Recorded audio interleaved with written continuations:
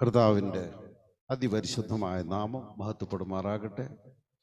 കടന്നു വന്നിരിക്കുന്ന എല്ലാ പ്രിയപ്പെട്ടവർക്കും ഒരിക്കൽ കൂടെ വീണ്ടും വരുന്നവനായ യേശു കർത്താവിൻ്റെ പരിശുദ്ധമായ നാമത്തിൽ സ്നേഹ വന്ദനങ്ങൾ അറിയിക്കുന്നു.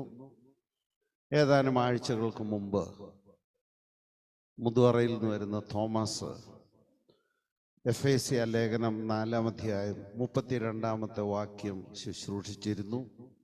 അന്നേ ഞാൻ പറഞ്ഞു, ഈ വാക്യത്തെക്കുറിച്ച് അടുത്തൊരു ദിവസം ഞാൻ സംസാരിക്കുന്നതാണ് എന്ന് പറഞ്ഞിരുന്നു.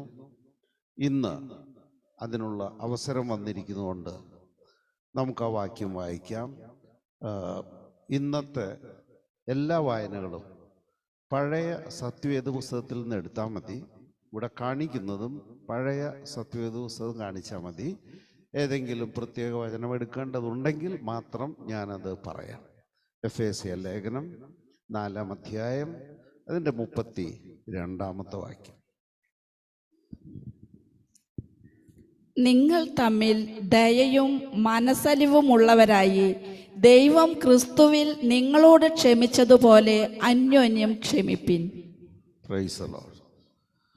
അപ്പോസ്തലനായ പൗലോസ് നമ്മോട് പറയുകയാണ്, നിങ്ങൾ ദയ ഉള്ളവരായിരിക്കണം, അല്ലെങ്കിൽ കരുണ ഉള്ളവരായിരിക്കണം. പിന്നെ പറഞ്ഞു, നമ്മൾ മനസ്സലിവുള്ളവരായിരിക്കണം. അവസാനം പറഞ്ഞു, അത്യുന്നതനായ ദൈവം നാം ചെയ്തിട്ടുള്ള സകല പാപങ്ങളും നമ്മോട് ക്ഷമിച്ച് തന്നിട്ടുള്ളതുപോലെ മറ്റുള്ളവരോട് നാമും ക്ഷമിക്കണം.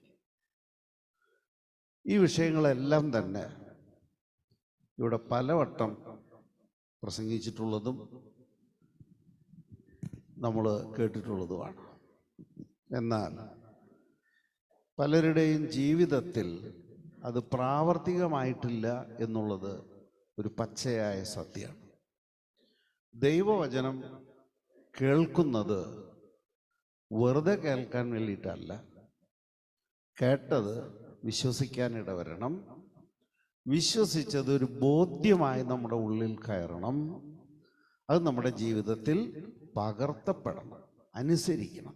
അപ്പോഴാണ് എന്തിനു വേണ്ടി ദൈവം ഈ വചനം നമുക്ക് തന്നുവോ അത് യാഥാർത്ഥ്യമായി തീരുന്നത്.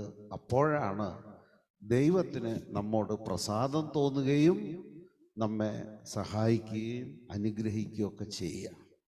ദൈവത്തിന് സ്തോത്രം.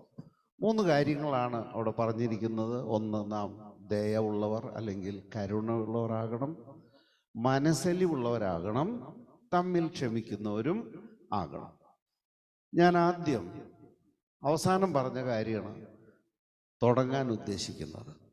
അതിനുശേഷം നമുക്ക് ദയയിലേക്കും കരുണയിലേക്കും വരാം. സമയമുണ്ടെങ്കിൽ നമുക്ക് മനസ്സലിവിനെ കുറിച്ചും ചിന്തിക്കാം. നമുക്കറിയാം, ഈ 3 കാര്യങ്ങളും കർത്താവായ യേശു ക്രിസ്തുവിൻ്റെ സ്വഭാവത്തിൽ പ്രകടമായി കണ്ട കാര്യങ്ങളാണ് എന്ന് ആരും നമുക്ക് പറഞ്ഞു തരേണ്ടതില്ല. കാരണം നമ്മൾ കർത്താവിൻ്റെ സുവിശേഷം ധാരാളം വായിക്കുന്നവരും കേൾക്കുന്നവരുമാണ്. ദൈവത്തിന് സ്തോത്രം. ക്ഷമിക്കുക എന്ന വിഷയം മനുഷ്യരെ സംബന്ധിച്ചിടത്തോളം വലിയ പ്രയാസമുള്ളൊരു കാര്യമാണ്. പക്ഷേ അതനുസരിച്ചാൽ ദൈവത്തിൽ നിന്ന് പ്രാപിക്കാവുന്ന നന്മകൾക്ക്, അത് ഭൗതിക നന്മയായാലും കൊള്ളാം, ആധ്യാത്മിക നന്മയായാലും കൊള്ളാം, ഒരു കയ്യും കണക്കുമില്ല. വാസ്തവത്തിൽ ഞാൻ ഈ വിശ്വാസത്തിലേക്ക് കടന്നു വരുന്നതിൻ്റെ മുമ്പ് എന്ന് വെച്ചാൽ, ഞാൻ സ്നാനപ്പെടുന്നത് 97-ലാണ്. 94-ൽ തന്നെ കർത്താവ് എന്നെ പഠിപ്പിച്ച ഒരു കാര്യമാണ് ക്ഷമിക്കുക എന്നുള്ളത്.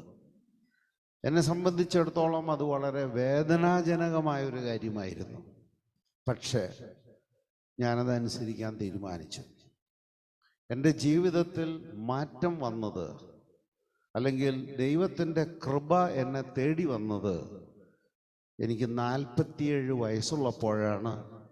അത് 1994 മെയ് 27-ാം തീയതി വെള്ളിയാഴ്ച ഉച്ചയോടടുത്ത സമയത്താണ്.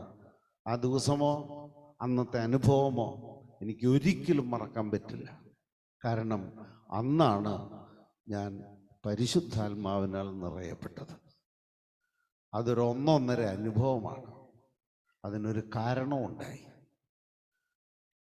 ഞാൻ എൻ്റെ സ്വന്തം നാടായ ഇരിങ്ങാലക്കുട വിട്ട് 22 വർഷത്തെ ഗൾഫ് ജീവിതം അവസാനിപ്പിച്ച് ഇരിങ്ങാലക്കുടയിൽ താമസിക്കാൻ തുടങ്ങിയത് എനിക്ക് 40 വയസ്സുള്ളപ്പോഴാണ്. ഈ 40 വയസ്സുള്ള സമയത്ത് എൻ്റെ ജീവിതത്തിൽ ഞാൻ അനുഭവിച്ച ഒരു ശൂന്യതയുണ്ട്. എനിക്കെല്ലാം ഉണ്ട്, നല്ല വീടുണ്ട്, ഭാര്യയുണ്ട്, മക്കളുണ്ട്, കാറുണ്ട്, എവറിത്തിങ് വാസ് ദർ. പക്ഷെ എൻ്റെ ജീവിതത്തിൽ ഒരു ശൂന്യത ഞാൻ അനുഭവപ്പെട്ടു. ഈ ശൂന്യത തികയ്ക്കുവാൻ ഞാൻ തന്നെ ഒരു പരിഹാര മാർഗം കണ്ടെത്തി. അത് പള്ളിയോട് അടുക്കുക എന്നുള്ളതാണ്. അന്നൊക്കെ സാധാരണ കത്തോലിക്കര് ആഴ്ചയിൽ ഒരിക്കൽ പള്ളിയിൽ പോകും, മാസത്തിൽ ഒരിക്കൽ കുമ്പസാരിച്ച് കുർബാന കൈക്കൊള്ളും. അങ്ങനെയൊക്കെയാണ് അവരുടെ ജീവിതം. എൻ്റെ ജീവിതം അങ്ങനെ തന്നെയായിരുന്നു. പക്ഷേ ദൈവത്തോടടുക്കുക എന്നതിനേക്കാൾ പള്ളിയോടടുക്കുക എന്ന ആശയമാണ് എൻ്റെ ജീവിതത്തിൽ എനിക്ക് തോന്നിയത്. അങ്ങനെ ഞാനും എൻ്റെ ഭാര്യയും കൂടെ എല്ലാ ദിവസവും എഴുന്നേറ്റ് പള്ളിയിൽ പോയി കുർബാന കാണും, കുർബാന സ്വീകരിക്കും.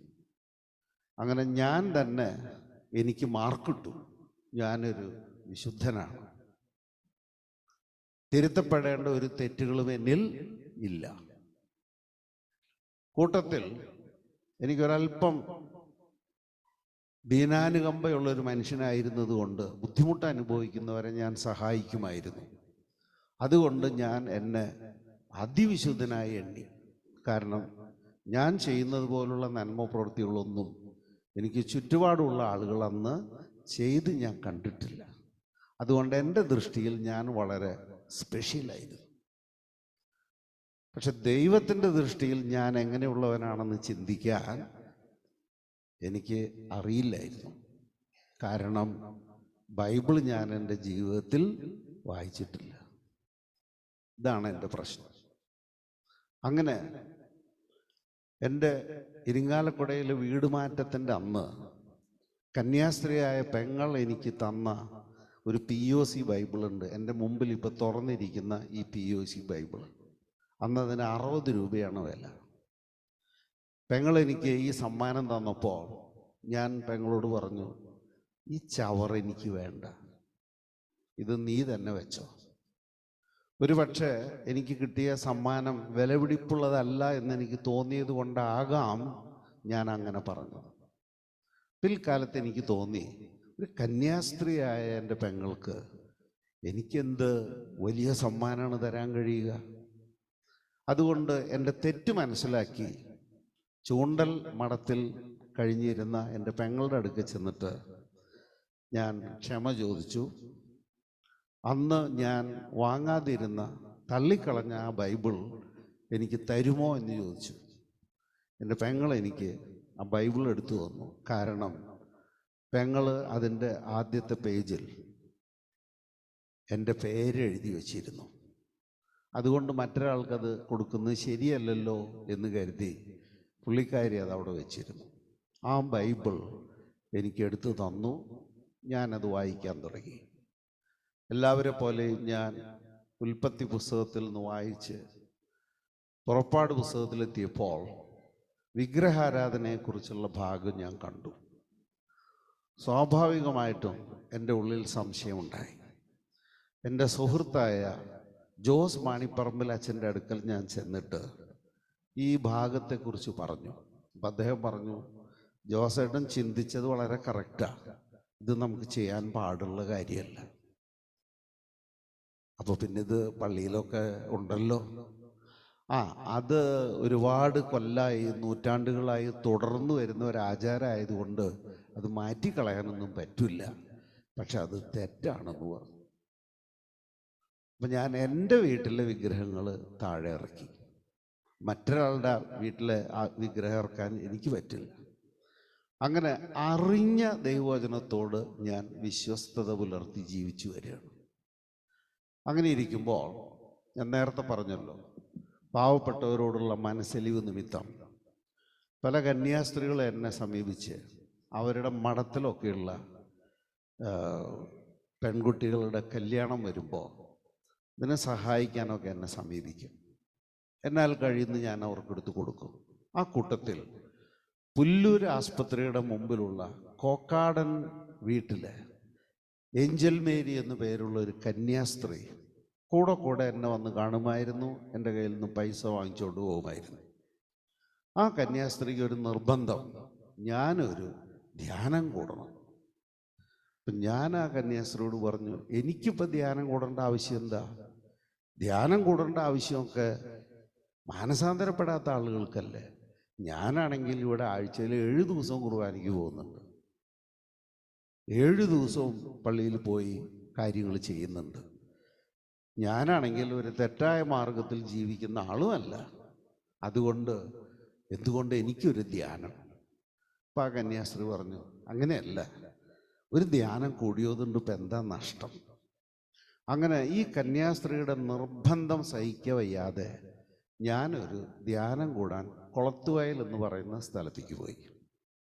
അത് കോഴിക്കോട് ജില്ലയിലെ കിഴക്കൻ മേഖലയിലാണ് ആ ധ്യാന കേന്ദ്രം.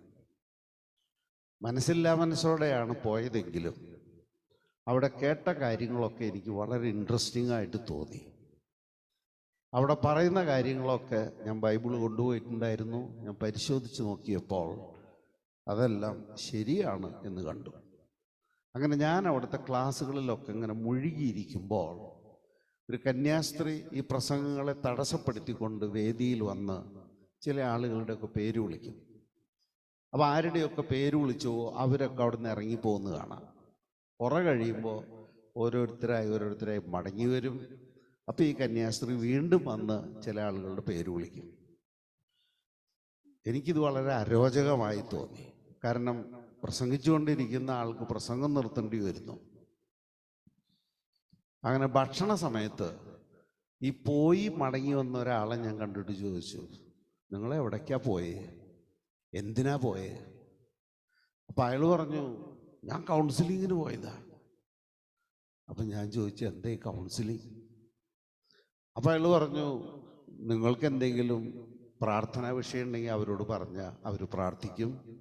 നിങ്ങളുടെ ജീവിതത്തിലുള്ള എന്തെങ്കിലും പാപകരമായ സാഹചര്യങ്ങളുണ്ടെങ്കിൽ അതിനെക്കുറിച്ച് അവർ നിങ്ങൾക്ക് പറഞ്ഞു തരും. അത്രയേ ഉള്ളൂ. അപ്പം ഞാൻ ഈ പേര് വിളിച്ചു വിടുന്ന കന്യാസ്ത്രീ കണ്ടിട്ട് പറഞ്ഞു, എൻ്റെ പേര് വിളിക്കണ്ട, എനിക്ക് കൗൺസിലിംഗ് ആവശ്യമില്ല. അപ്പം ആ കന്യാസ്ത്രീ പറഞ്ഞു, അത് നടക്കില്ല.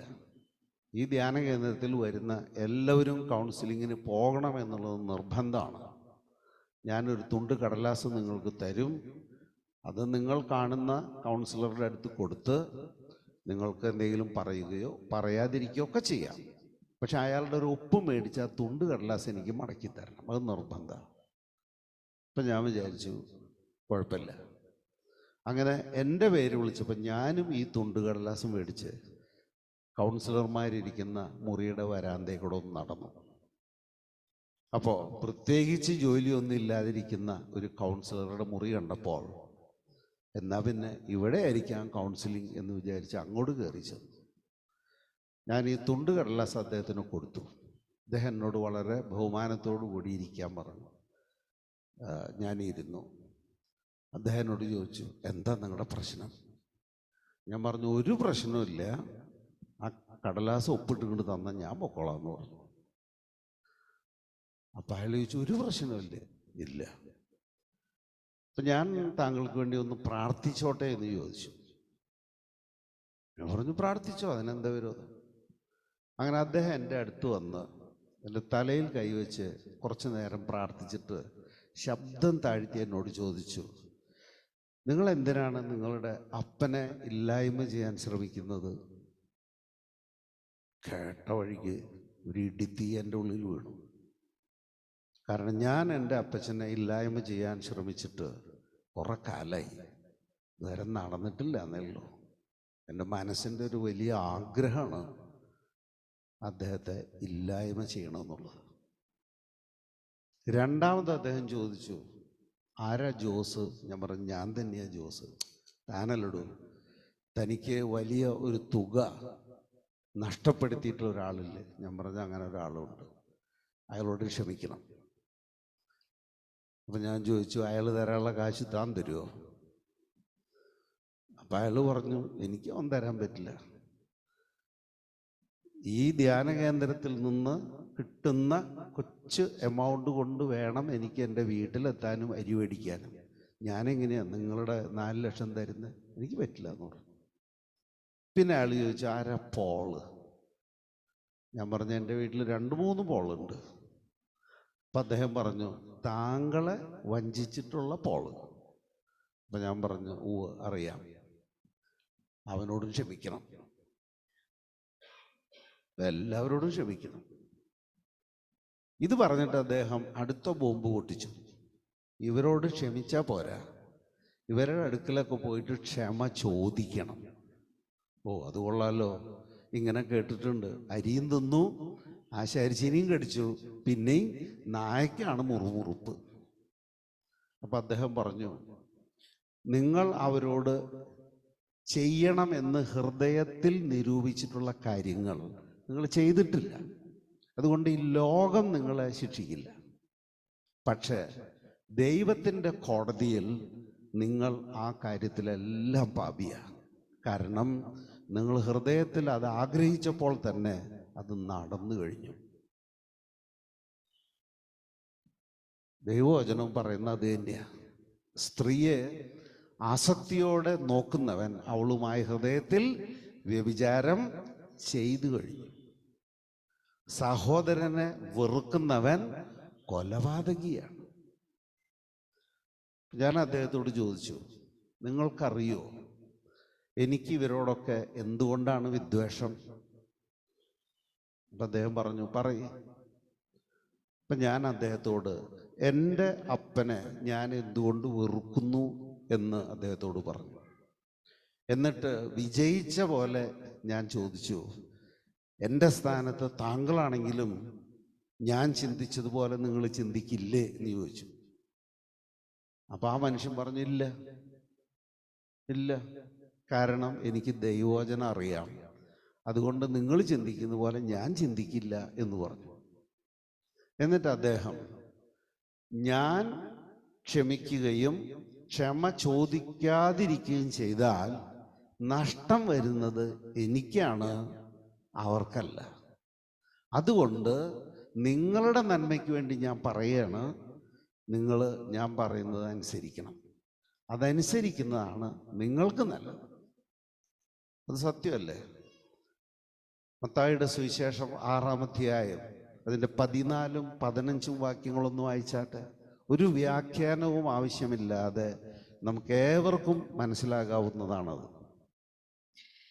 നിങ്ങൾ മനുഷ്യരോട് അവരുടെ പിഴകളെ ക്ഷമിച്ചാൽ സ്വർഗസ്ഥനായ നിങ്ങളുടെ പിതാവ് നിങ്ങളോടും ക്ഷമിക്കും. നിങ്ങൾ മനുഷ്യരോട് പിഴകളെ ക്ഷമിക്കാഞ്ഞാലോ നിങ്ങളുടെ പിതാവ് നിങ്ങളുടെ പിഴകളെയും ക്ഷമിക്കുകയില്ല. Praise the lord. അപ്പൊ എന്നോട് തെറ്റ് ചെയ്തവരോട് ഞാൻ ക്ഷമിക്കാത്തിടത്തോളം കാലം സ്വർഗസ്ഥനായ പിതാവ് എൻ്റെ പിഴകൾ എന്നോട് ക്ഷമിക്കില്ല. അങ്ങനെയാണെങ്കിൽ എൻ്റെ നിത്യത എവിടെയായിരിക്കും? അത് പിശാചിനോടുകൂടെ നരകത്തിലായിരിക്കും. ഇപ്പം നമ്മൾ വായിച്ച ആ വാക്യത്തിന് യാതൊരു വ്യാഖ്യാനവും ആവശ്യമില്ല. എന്നാൽ വ്യാഖ്യാനം ആവശ്യമുള്ള വേറൊരു വചനഭാഗമുണ്ട് ബൈബിളിൽ. അത് മത്തായിയുടെ സുവിശേഷം 18-ാം അധ്യായം അതിൻ്റെ 21-ാമത്തെ ഒരു വാക്യം മാത്രം വായിക്കാം. അപ്പോൾ പത്രോസ് അവന്റെ അടുക്കൽ വന്നു, കർത്താവേ, സഹോദരൻ എത്ര വട്ടം എന്നോട് പിഴച്ചാൽ ഞാൻ ക്ഷമിക്കണം? Price the Lord. പത്രോസ് അപ്പസ്തോലൻ കർത്താവിനോട് ചോദിച്ച ചോദ്യമാണ് നമ്മൾ കേട്ടത്. എൻ്റെ സഹോദരൻ എന്നോട് തെറ്റ് ചെയ്താൽ എത്ര പ്രാവശ്യം ഞാൻ ക്ഷമിക്കണം? 7 പ്രാവശ്യം പോരായോ എന്ന് ചോദിച്ചു. അപ്പൊ കർത്താവ് പത്രോസിനോട് പറഞ്ഞു, 7 അല്ല പത്രോസെ, 70 പ്രാവശ്യം നീ ക്ഷമിക്കണമെന്ന് പറഞ്ഞു. ഇത് കേട്ടപ്പോൾ പത്രോസ് തുറന്ന വായ അടയ്ക്കാതെ പന്തം കണ്ട പെരിച്ചാഴിയെ പോലെ കർത്താവിൻ്റെ മുഖത്തേക്ക് നോക്കി. അപ്പൊ കർത്താവിന് ഒരു കാര്യം മനസ്സിലായി, താൻ പറഞ്ഞത് പത്രോസിന് മനസ്സിലായിട്ടില്ല. അപ്പൊ കർത്താവ് ഒരു ഉപമ പറഞ്ഞു. എന്താണ് ഉപമ എന്നറിയോ? ഞാൻ പറയാം. അത് വായിക്കണ്ട, നമ്മൾ വായിക്കുന്ന ഭാഗം ഏതാണെന്ന് പറഞ്ഞല്ലോ. മത്തായിയുടെ സുവിശേഷം 18-ാം അധ്യായം 21-ാമത്തെ വാക്യം തൊട്ടങ്ങ് പോവുകയാണ്. അപ്പം അത് നിങ്ങൾ കുറിച്ച് വെച്ചിട്ട് വീട്ടിൽ ചെല്ലുമ്പോൾ വായിച്ചാൽ മതി. ഞാനത് പറഞ്ഞു പോകാം, അല്ലെങ്കിൽ സമയം കിട്ടില്ല. ഇപ്പൊ കർത്താവ് പറഞ്ഞു, സ്വർഗരാജ്യം എന്ന് പറയുന്നത് തൻ്റെ കടക്കാരുമായി കണക്ക് തീർക്കുന്ന ഒരു രാജാവിനോട് സദൃശ്യം. എന്ന് വെച്ചാൽ ഒരിടത്തൊരു രാജാവ് ഉണ്ടായിരുന്നു. ആ രാജാവ് വലിയ ധനികനായിരുന്നു. അദ്ദേഹം വലിയ മനസ്സിൻ്റെ ഉടമയായിരുന്നു. അതുകൊണ്ട് തന്നോട് ചോദിച്ചവർക്കൊക്കെ താൻ ഉദാരമായി വായ്പ കൊടുത്തു. അങ്ങനെ കൊടുത്തുകൊണ്ടേയിരുന്നു.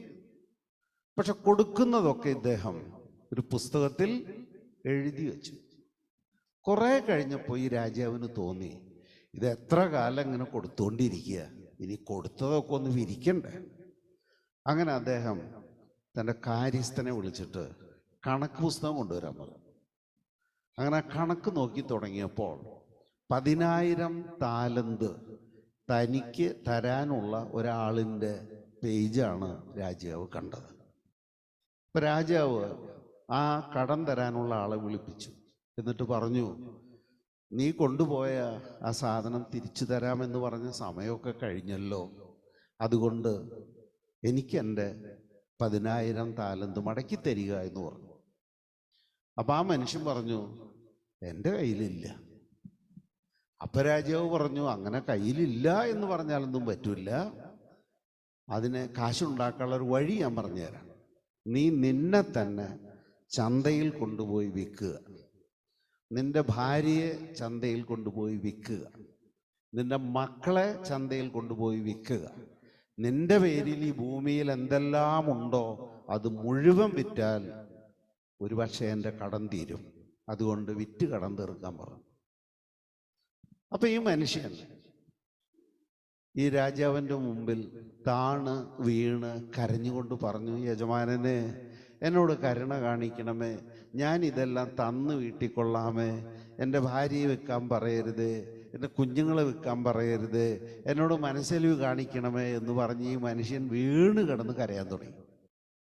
ഇയാളുടെ കരച്ചിൽ കേട്ടപ്പോൾ ഈ രാജാവിന് ദയ തോന്നി, മനസ്സലിവ് തോന്നി. അങ്ങനെ ഈ രാജാവ് ഇവനോട് പറഞ്ഞു, ഈ കടമൊന്നും എന്നെ കൊണ്ട് വീട്ടാൻ പറ്റില്ലടാ, അതുകൊണ്ട് നീ പൊക്കോ, നിന്റെ കടമെല്ലാം ഞാൻ ഇളച്ചു തന്നിരിക്കുന്നു എന്ന് പറഞ്ഞു. അപ്പൊ ഇവന് എന്തോരം സന്തോഷം ഉണ്ടായിട്ടുണ്ടോ.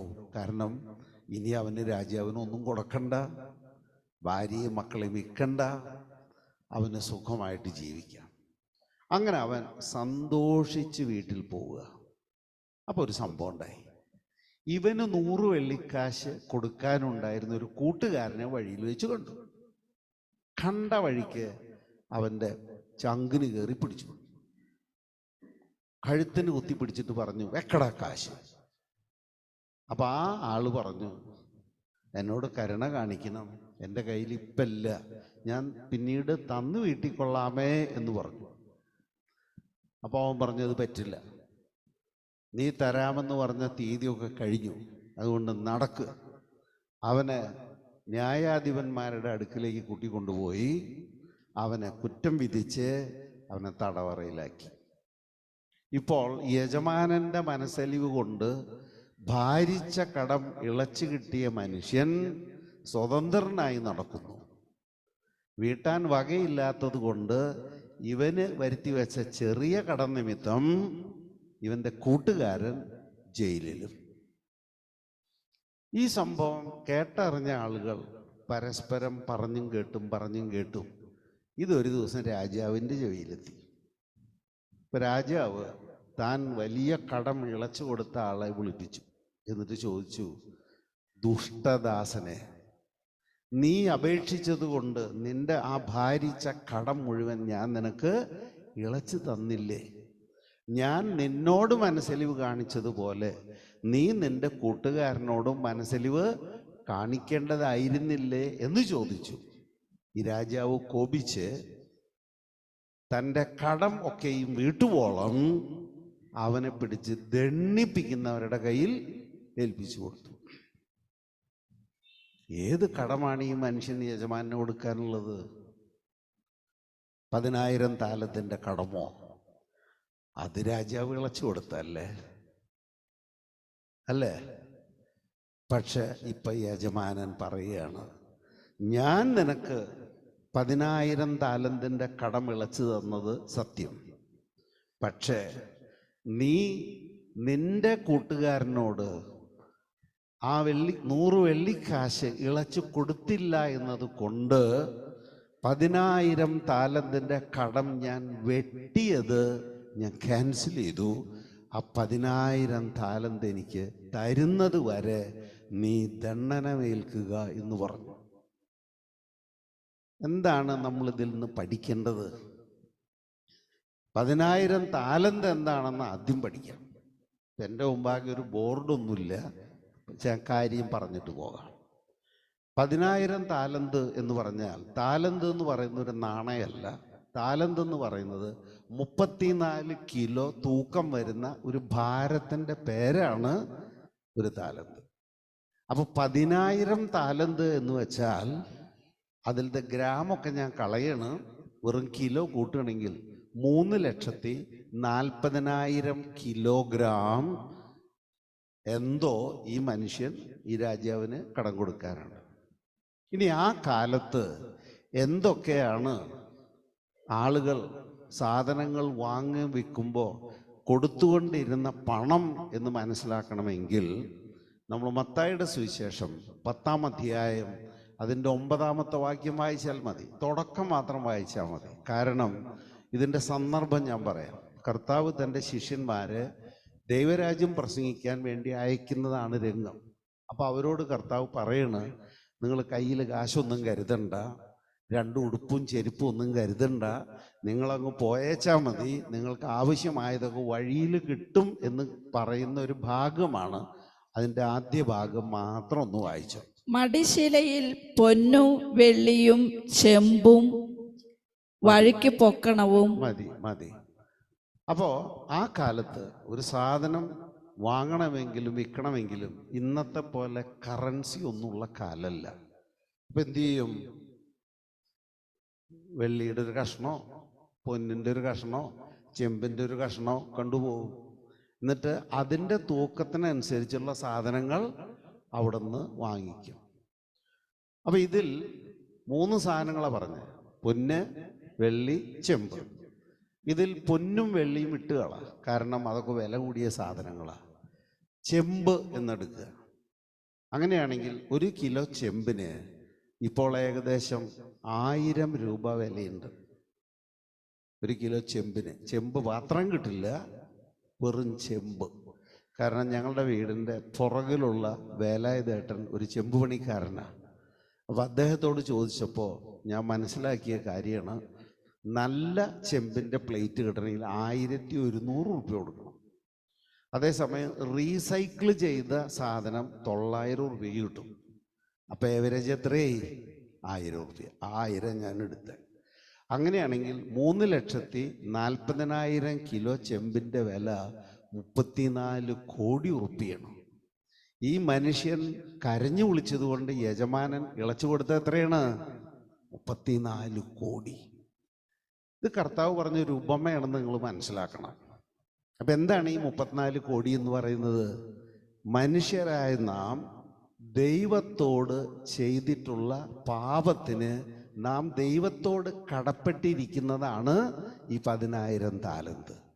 ഇത് വീട്ടാൻ നമ്മെക്കൊണ്ട് ആരെക്കൊണ്ടും കഴിയില്ലെന്നറിയാവുന്ന ദൈവം നമ്മെ സൗജന്യമായി നീതീകരിച്ചു. അത് റോമാലേഖനം 3-ാം അധ്യായം അതിൻ്റെ 22-ാമത്തെ വാക്യം വായിച്ചാൽ എങ്ങനെയാണ് നാം ഓരോരുത്തരും നീതീകരിക്കപ്പെട്ടത് എന്ന് കാണും. റോമാലേഖനം 3-ാം അധ്യായം അതിൻ്റെ 22-ാമത്തെ വാക്യം മാത്രം.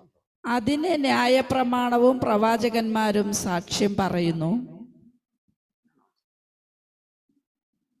അതല്ല, വേറെ ഏതെങ്കിലും തർജ്ജമയെന്ന് വായിച്ചു, വേറൊരു തർജ്ജമയെന്ന് വായിച്ചു. അവൻ്റെ കൃപയാൽ, അതായത് ദൈവത്തിൻ്റെ കൃപയാൽ നാം എല്ലാവരും, ദൈവത്തിൻ്റെ സൗജന്യ കൃപാവരത്താൽ മനുഷ്യരെ ദൈവം കുറ്റം അറ്റവരായി, എന്ന് വെച്ചാൽ കുറ്റമില്ലാത്തവരായി അംഗീകരിക്കുന്നു. എൻ്റെ കാരണം എന്താണ്? ക്രിസ്തയേശുവിലുള്ള നമ്മുടെ വിശ്വാസം മൂലം ദൈവം നമ്മെ സൗജന്യമായി നീതീകരിച്ചു. ഇനി അത് മാത്രം POC നിന്ന് വായിച്ച് 3:22. ഈ ദൈവനീതി വിശ്വസിക്കുന്ന ഏവർക്കും ആരെന്നുള്ള വ്യത്യാസം കൂടാതെ യേശുക്രിസ്തുവിലുള്ള വിശ്വാസം വഴി ലഭിക്കുന്നതാണ്. ദൈവത്തിന് സ്തോത്രം. It is free. ആ മനുഷ്യൻ രാജാവിനോട് കരഞ്ഞപേക്ഷിച്ചപ്പോൾ രാജാവ് അവന് കൊടുത്ത കടമോചനം പോലെയാണ് ക്രിസ്തയേശുവിൽ വിശ്വസിച്ച നമുക്ക് കിട്ടുന്ന പാപമോചനം. ഇനി എന്താണ് ഈ മനുഷ്യന് കൂട്ടുകാരനിൽ നിന്ന് കിട്ടാനുണ്ടായിരുന്ന 100 വെള്ളിക്കാശ്? അതും ചിന്തിക്കണമല്ലോ. ബൈബിളിൽ തന്നെ നമ്മൾ കാണുന്നുണ്ട്, ഒരു വെള്ളിക്കാശ് എന്ന് പറയുന്നത് ഒരു മനുഷ്യൻ്റെ ഒരു ദിവസത്തെ കൂലിയാണ്. അത് മുന്തിരിത്തോട്ടത്തിലെ വേലയ്ക്ക് വേണ്ടി കർത്താവ് ആളെ വിളിച്ച ഒരു ഉപമ പറഞ്ഞിട്ടുണ്ട്. അപ്പോൾ 100 വെള്ളിക്കാശ് എന്ന് പറഞ്ഞാൽ ഈ കാലസ്ഥിതിക്ക് ഒരു മനുഷ്യന് ഒരു ദിവസം നമ്മൾ കൊടുക്കേണ്ട കൂലി കണ്ടെത്തിയാൽ അത് കണക്കാക്കാം. ഇപ്പം നമ്മൾ ഒരു കൂലിക്കാരനെ വിളിച്ച് പറമ്പ് കളയ്ക്കാനോ അല്ലെങ്കിൽ തെങ്ങിൻ്റെ തറയെടുക്കാനോ ഒക്കെ വിളിച്ചു കഴിഞ്ഞാൽ എത്ര കാശ് കൊടുക്കേണ്ടി വരും? ചില കൂട്ടി പറഞ്ഞോ, നമ്മൾ കൊടുക്കണമൊന്നുമില്ലല്ലോ. 1000 റുപ്യ. ഓക്കെ, 1000നെ 100 കൊണ്ട് ഗുണിച്ചാൽ 1,00,000 റുപ്യ. മനസ്സിലായോ? ഇവന് തൻ്റെ യജമാനിൽ നിന്ന് ഇളച്ചു കിട്ടിയത് എത്രയാണ്? 34 കോടി. ഇവൻ തൻ്റെ കൂട്ടുകാരന് ഇളച്ചു കൊടുക്കേണ്ടത് എത്രയായിരുന്നു? വെറും 1,00,000. പക്ഷെ അവനത് ചെയ്തില്ല. പകരം ആ കൂട്ടുകാരനെ കൊണ്ടുപോയി തടവിലാക്കിച്ചു. അതിൻ്റെ അനന്തരഫലം എന്നോണം രാജാവ് അവനോട് പറയണ്, ഞാൻ നിനക്ക് ഇളച്ചു തന്ന ആ കടം ഇളച്ചു തന്നത് ക്യാൻസൽ ചെയ്തു.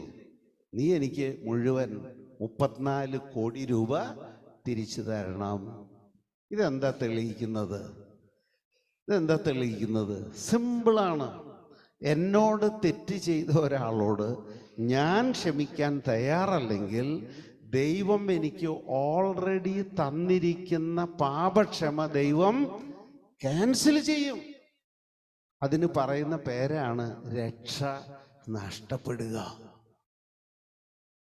മനസ്സിലായോ? എന്നോട് പലരും പറഞ്ഞിട്ടുണ്ട് രക്ഷ നഷ്ടപ്പെടില്ല.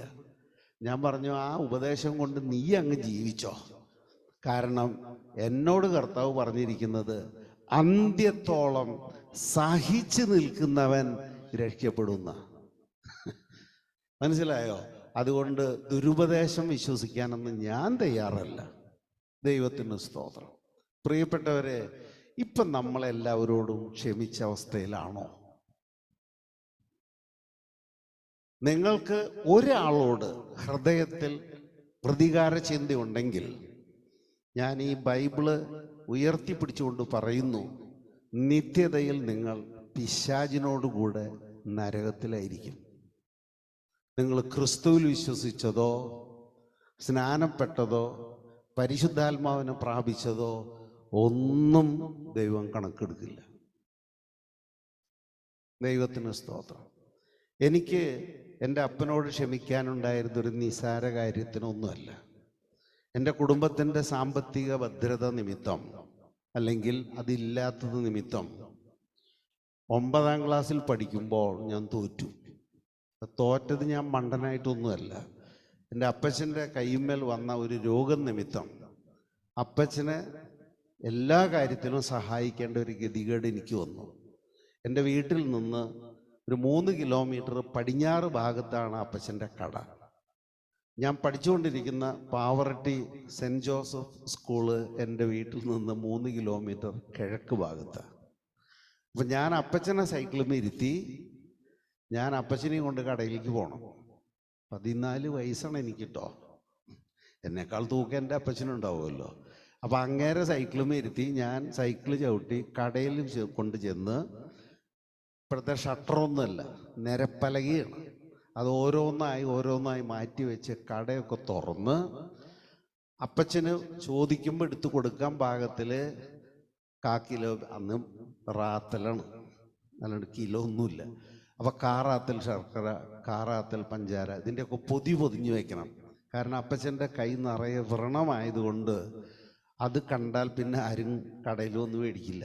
അതുകൊണ്ട് കാക്കി തുണി കൊണ്ട് ഒരു സഞ്ചി ഉണ്ടാക്കി എൻ്റെ അപ്പച്ചൻ്റെ കൈ ആ സഞ്ചിക്കുള്ളിലാണ്, ആരും കാണാതിരിക്കുക.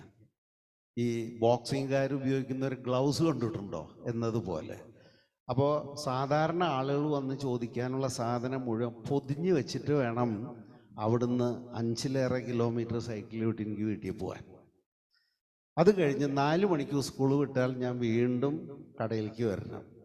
8 മണി വരെ കടയിൽ അപ്പച്ചനോടൊപ്പം ജോലി ചെയ്ത് അപ്പച്ചനെയും സൈക്കിളും ഇരുത്തിയിട്ട് വേണം എനിക്ക് വീട്ടിലേക്ക് വരാൻ. ഈ കഠിനമായ അധ്വാനവും സമയം ചിലവഴിക്കലും നടന്നതോടുകൂടി എൻ്റെ പഠനം ഉഴപ്പി. അങ്ങനെ ഞാൻ തോറ്റു കഴിഞ്ഞപ്പോൾ പിന്നെ പഠിക്കണമെങ്കിൽ 6 രൂപ ഫീസ് കൊടുക്കണം. കൊല്ലത്തിൽ 8 മാസം ഫീസ് കൊടുക്കണം. അതിന് അപ്പച്ചനെ കൊണ്ട് വകയുണ്ടായിരുന്നില്ല. അതുകൊണ്ട് ഓണപ്പരീക്ഷ വരെ ജൂൺ, ജൂലൈ, ഓഗസ്റ്റ് 3 മാസത്തിലെ ഫീസ് 18 രൂപ കൊടുത്തില്ല എന്നതിൻ്റെ പേരിൽ ഇനി സ്കൂളിൽ വരണ്ടെന്ന് പറഞ്ഞു. അങ്ങനെ സ്കൂളിൽ നിന്ന് 9ാം ക്ലാസ്സിൽ പഠിക്കുമ്പോൾ ചവിട്ടി പുറത്താക്കപ്പെട്ട ഒരു ഹതഭാഗ്യനാണ് നിങ്ങളുടെ മുമ്പിൽ നിൽക്കുന്ന ഞാൻ. പിന്നെ എൻ്റെ അപ്പൻ്റെ കൂടെ കടയിൽ 4 കൊല്ലം ഞാൻ ജോലി ചെയ്തു. ഈ 4 കൊല്ലം കൊണ്ട് എൻ്റെ അപ്പച്ചൻ എത്രമാത്രം വൃത്തികെട്ടവനാണ്, സ്ത്രീലമ്പടനാണ് എന്ന് ഞാൻ മനസ്സിലാക്കി. വളരെ വേദനാജനകമായൊരു കാര്യമാണ്. ഞാൻ മനസ്സിലാക്കുന്ന കാര്യങ്ങളൊക്കെ അമ്മോട് വന്നിട്ട് അന്നന്ന് പറഞ്ഞു കൊടുക്കും. അങ്ങനെ അപ്പച്ചനും അമ്മയും തമ്മിൽ ഭയങ്കര വഴക്കായി. അവസാനം എനിക്ക് 18 വയസ്സുള്ളപ്പോൾ എൻ്റെ അപ്പച്ചൻ ഒരു തീട്ടൂരിറക്കി. ഒന്നുകിൽ ഞാൻ നാട് വിട്ടു പോകണം, അതല്ലെങ്കിൽ അപ്പച്ചൻ നാട് വിട്ടു പോകും. എനിക്ക് താഴെ കുറേ സഹോദരി സഹോദരന്മാരുണ്ട്. അതിലെനിക്ക് നേരെ താഴെയുള്ള അനുജൻ പോളിയോ ബാധിച്ചവനാണ്. അവൻ ആദ്യമായിട്ട് എഴുന്നേറ്റ് നിന്ന് അവന് 10 വയസ്സുള്ളപ്പോഴാണ്. അതുൾപ്പെടെ പിന്നെ വേറെയും കുട്ടികളുണ്ട്. അതുകൊണ്ട് എൻ്റെ അമ്മ എന്നോട് കണ്ണീരോടെ പറഞ്ഞു, മോനെ നീ എവിടെയെങ്കിലും പോയി രക്ഷപ്പെടും, നീ പോയില്ലെങ്കിൽ അപ്പച്ചൻ നാട് വിട്ടു പോകും, അപ്പോൾ പിന്നെ ഈ കുടുംബം പോറ്റാൻ നിന്നെ കൊണ്ട് കഴിയില്ല. അതുകൊണ്ട് പ്ലീസ് അമ്മ യാചിച്ച് പറഞ്ഞതുകൊണ്ട് 18ാമത്തെ വയസ്സിൽ മലയാളം ഒഴികെ ഒരു ഭാഷ അറിയാത്ത, ഒരു കൈത്തൊഴിൽ അറിയാത്ത, വിദ്യാഭ്യാസമില്ലാത്ത ഞാൻ വീട് വിട്ടിറങ്ങുകയാണ്. ഇതിന് കാരണക്കാരനായ അപ്പച്ചനോട് എനിക്ക് പകയുണ്ടാവുക എന്നുള്ളത് സർവ്വസാധാരണമാണ്. പക്ഷേ ഈ കൗൺസിലർ എന്നോട് പറഞ്ഞു, നിങ്ങൾക്ക് എന്ത് കാരണമുണ്ടെങ്കിലും ദൈവസന്നിധിയിൽ ആ കാരണം വിലപ്പോവില്ല.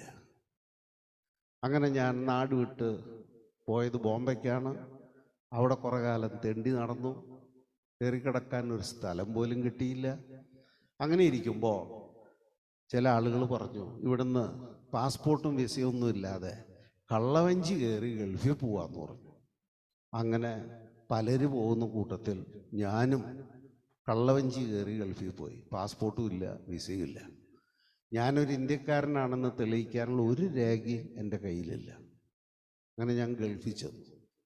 അവിടെ ചെന്നപ്പോഴാണ് അന്നത്തെ ഗൾഫ് 1965 ഡിസംബർ മാസത്തിലാണ് ഞാൻ അവിടെ ചെന്നിറങ്ങുന്നത്. തണുപ്പെന്ന് പറഞ്ഞാൽ എല്ല് തുളയ്ക്കുന്ന തണുപ്പ്. അവിടെ ഇലക്ട്രിസിറ്റി എന്ന് പറയുന്ന സാധനം ഷെയ്ഖിൻ്റെ വീട്ടിൽ മാത്രമേ ഉള്ളൂ. ബാക്കിയുള്ളവരൊക്കെ മണ്ണെണ്ണ കത്തിച്ചാണ് ജീവിക്കുന്നത്. ഗ്യാസ് ഒന്നുമില്ല, മണ്ണെണ്ണ കത്തിച്ച് സ്റ്റൗവിൽ ആഹാരം പ്രിപ്പയർ ചെയ്യുന്നു. ടാറിട്ട ഒരു കഷ്ണം റോഡ് ആ നാട്ടിലില്ല. ഷെയ്ക്കിൻ്റെ കയ്യിൽ പോലും കാശൊന്നുമില്ല. ഉച്ചതിരിഞ്ഞ് കട്ടൻ ചായ കുടിക്കാൻ നമ്മൾ റോഡിൽ ചെല്ലുമ്പോൾ ഈ ഷാർജയിലെ ഷെയ്ക്കും വീതി കൂടിയ ഒരു ബെഞ്ചും അവിടെ ഉണ്ടാവും. നിങ്ങളിത് വിശ്വസിക്കുമോ എന്ന് ചോദിച്ചാൽ എനിക്കറിയില്ല. പക്ഷെ ഇവിടെ നിന്ന് ഈ ബൈബിളും കയ്യിൽ വെച്ചിട്ട് നോണ പറയാൻ പറ്റില്ലല്ലോ. ദൈവത്തിന് സ്തോത്രം. അതുകൊണ്ട് 6 മാസം എനിക്ക് കൂലിപ്പണി പോലും കിട്ടിയില്ല. പക്ഷെ എന്നെ ഒരിക്കലും കണ്ടിട്ടില്ലാത്ത ചില ആളുകൾ എന്നോട് കരുണ കാണിച്ചു. ഞാൻ പട്ടിണി കിടന്ന് ചത്തില്ല.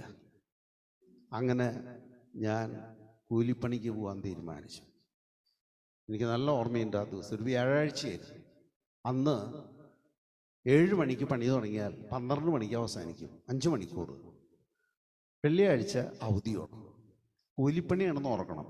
5 മണിക്കൂർ ജോലി ചെയ്താൽ 5 മണിക്കൂറിൻ്റെ കാശ് കിട്ടും, അല്ലാതെ ദിവസമൊന്നും കിട്ടില്ല.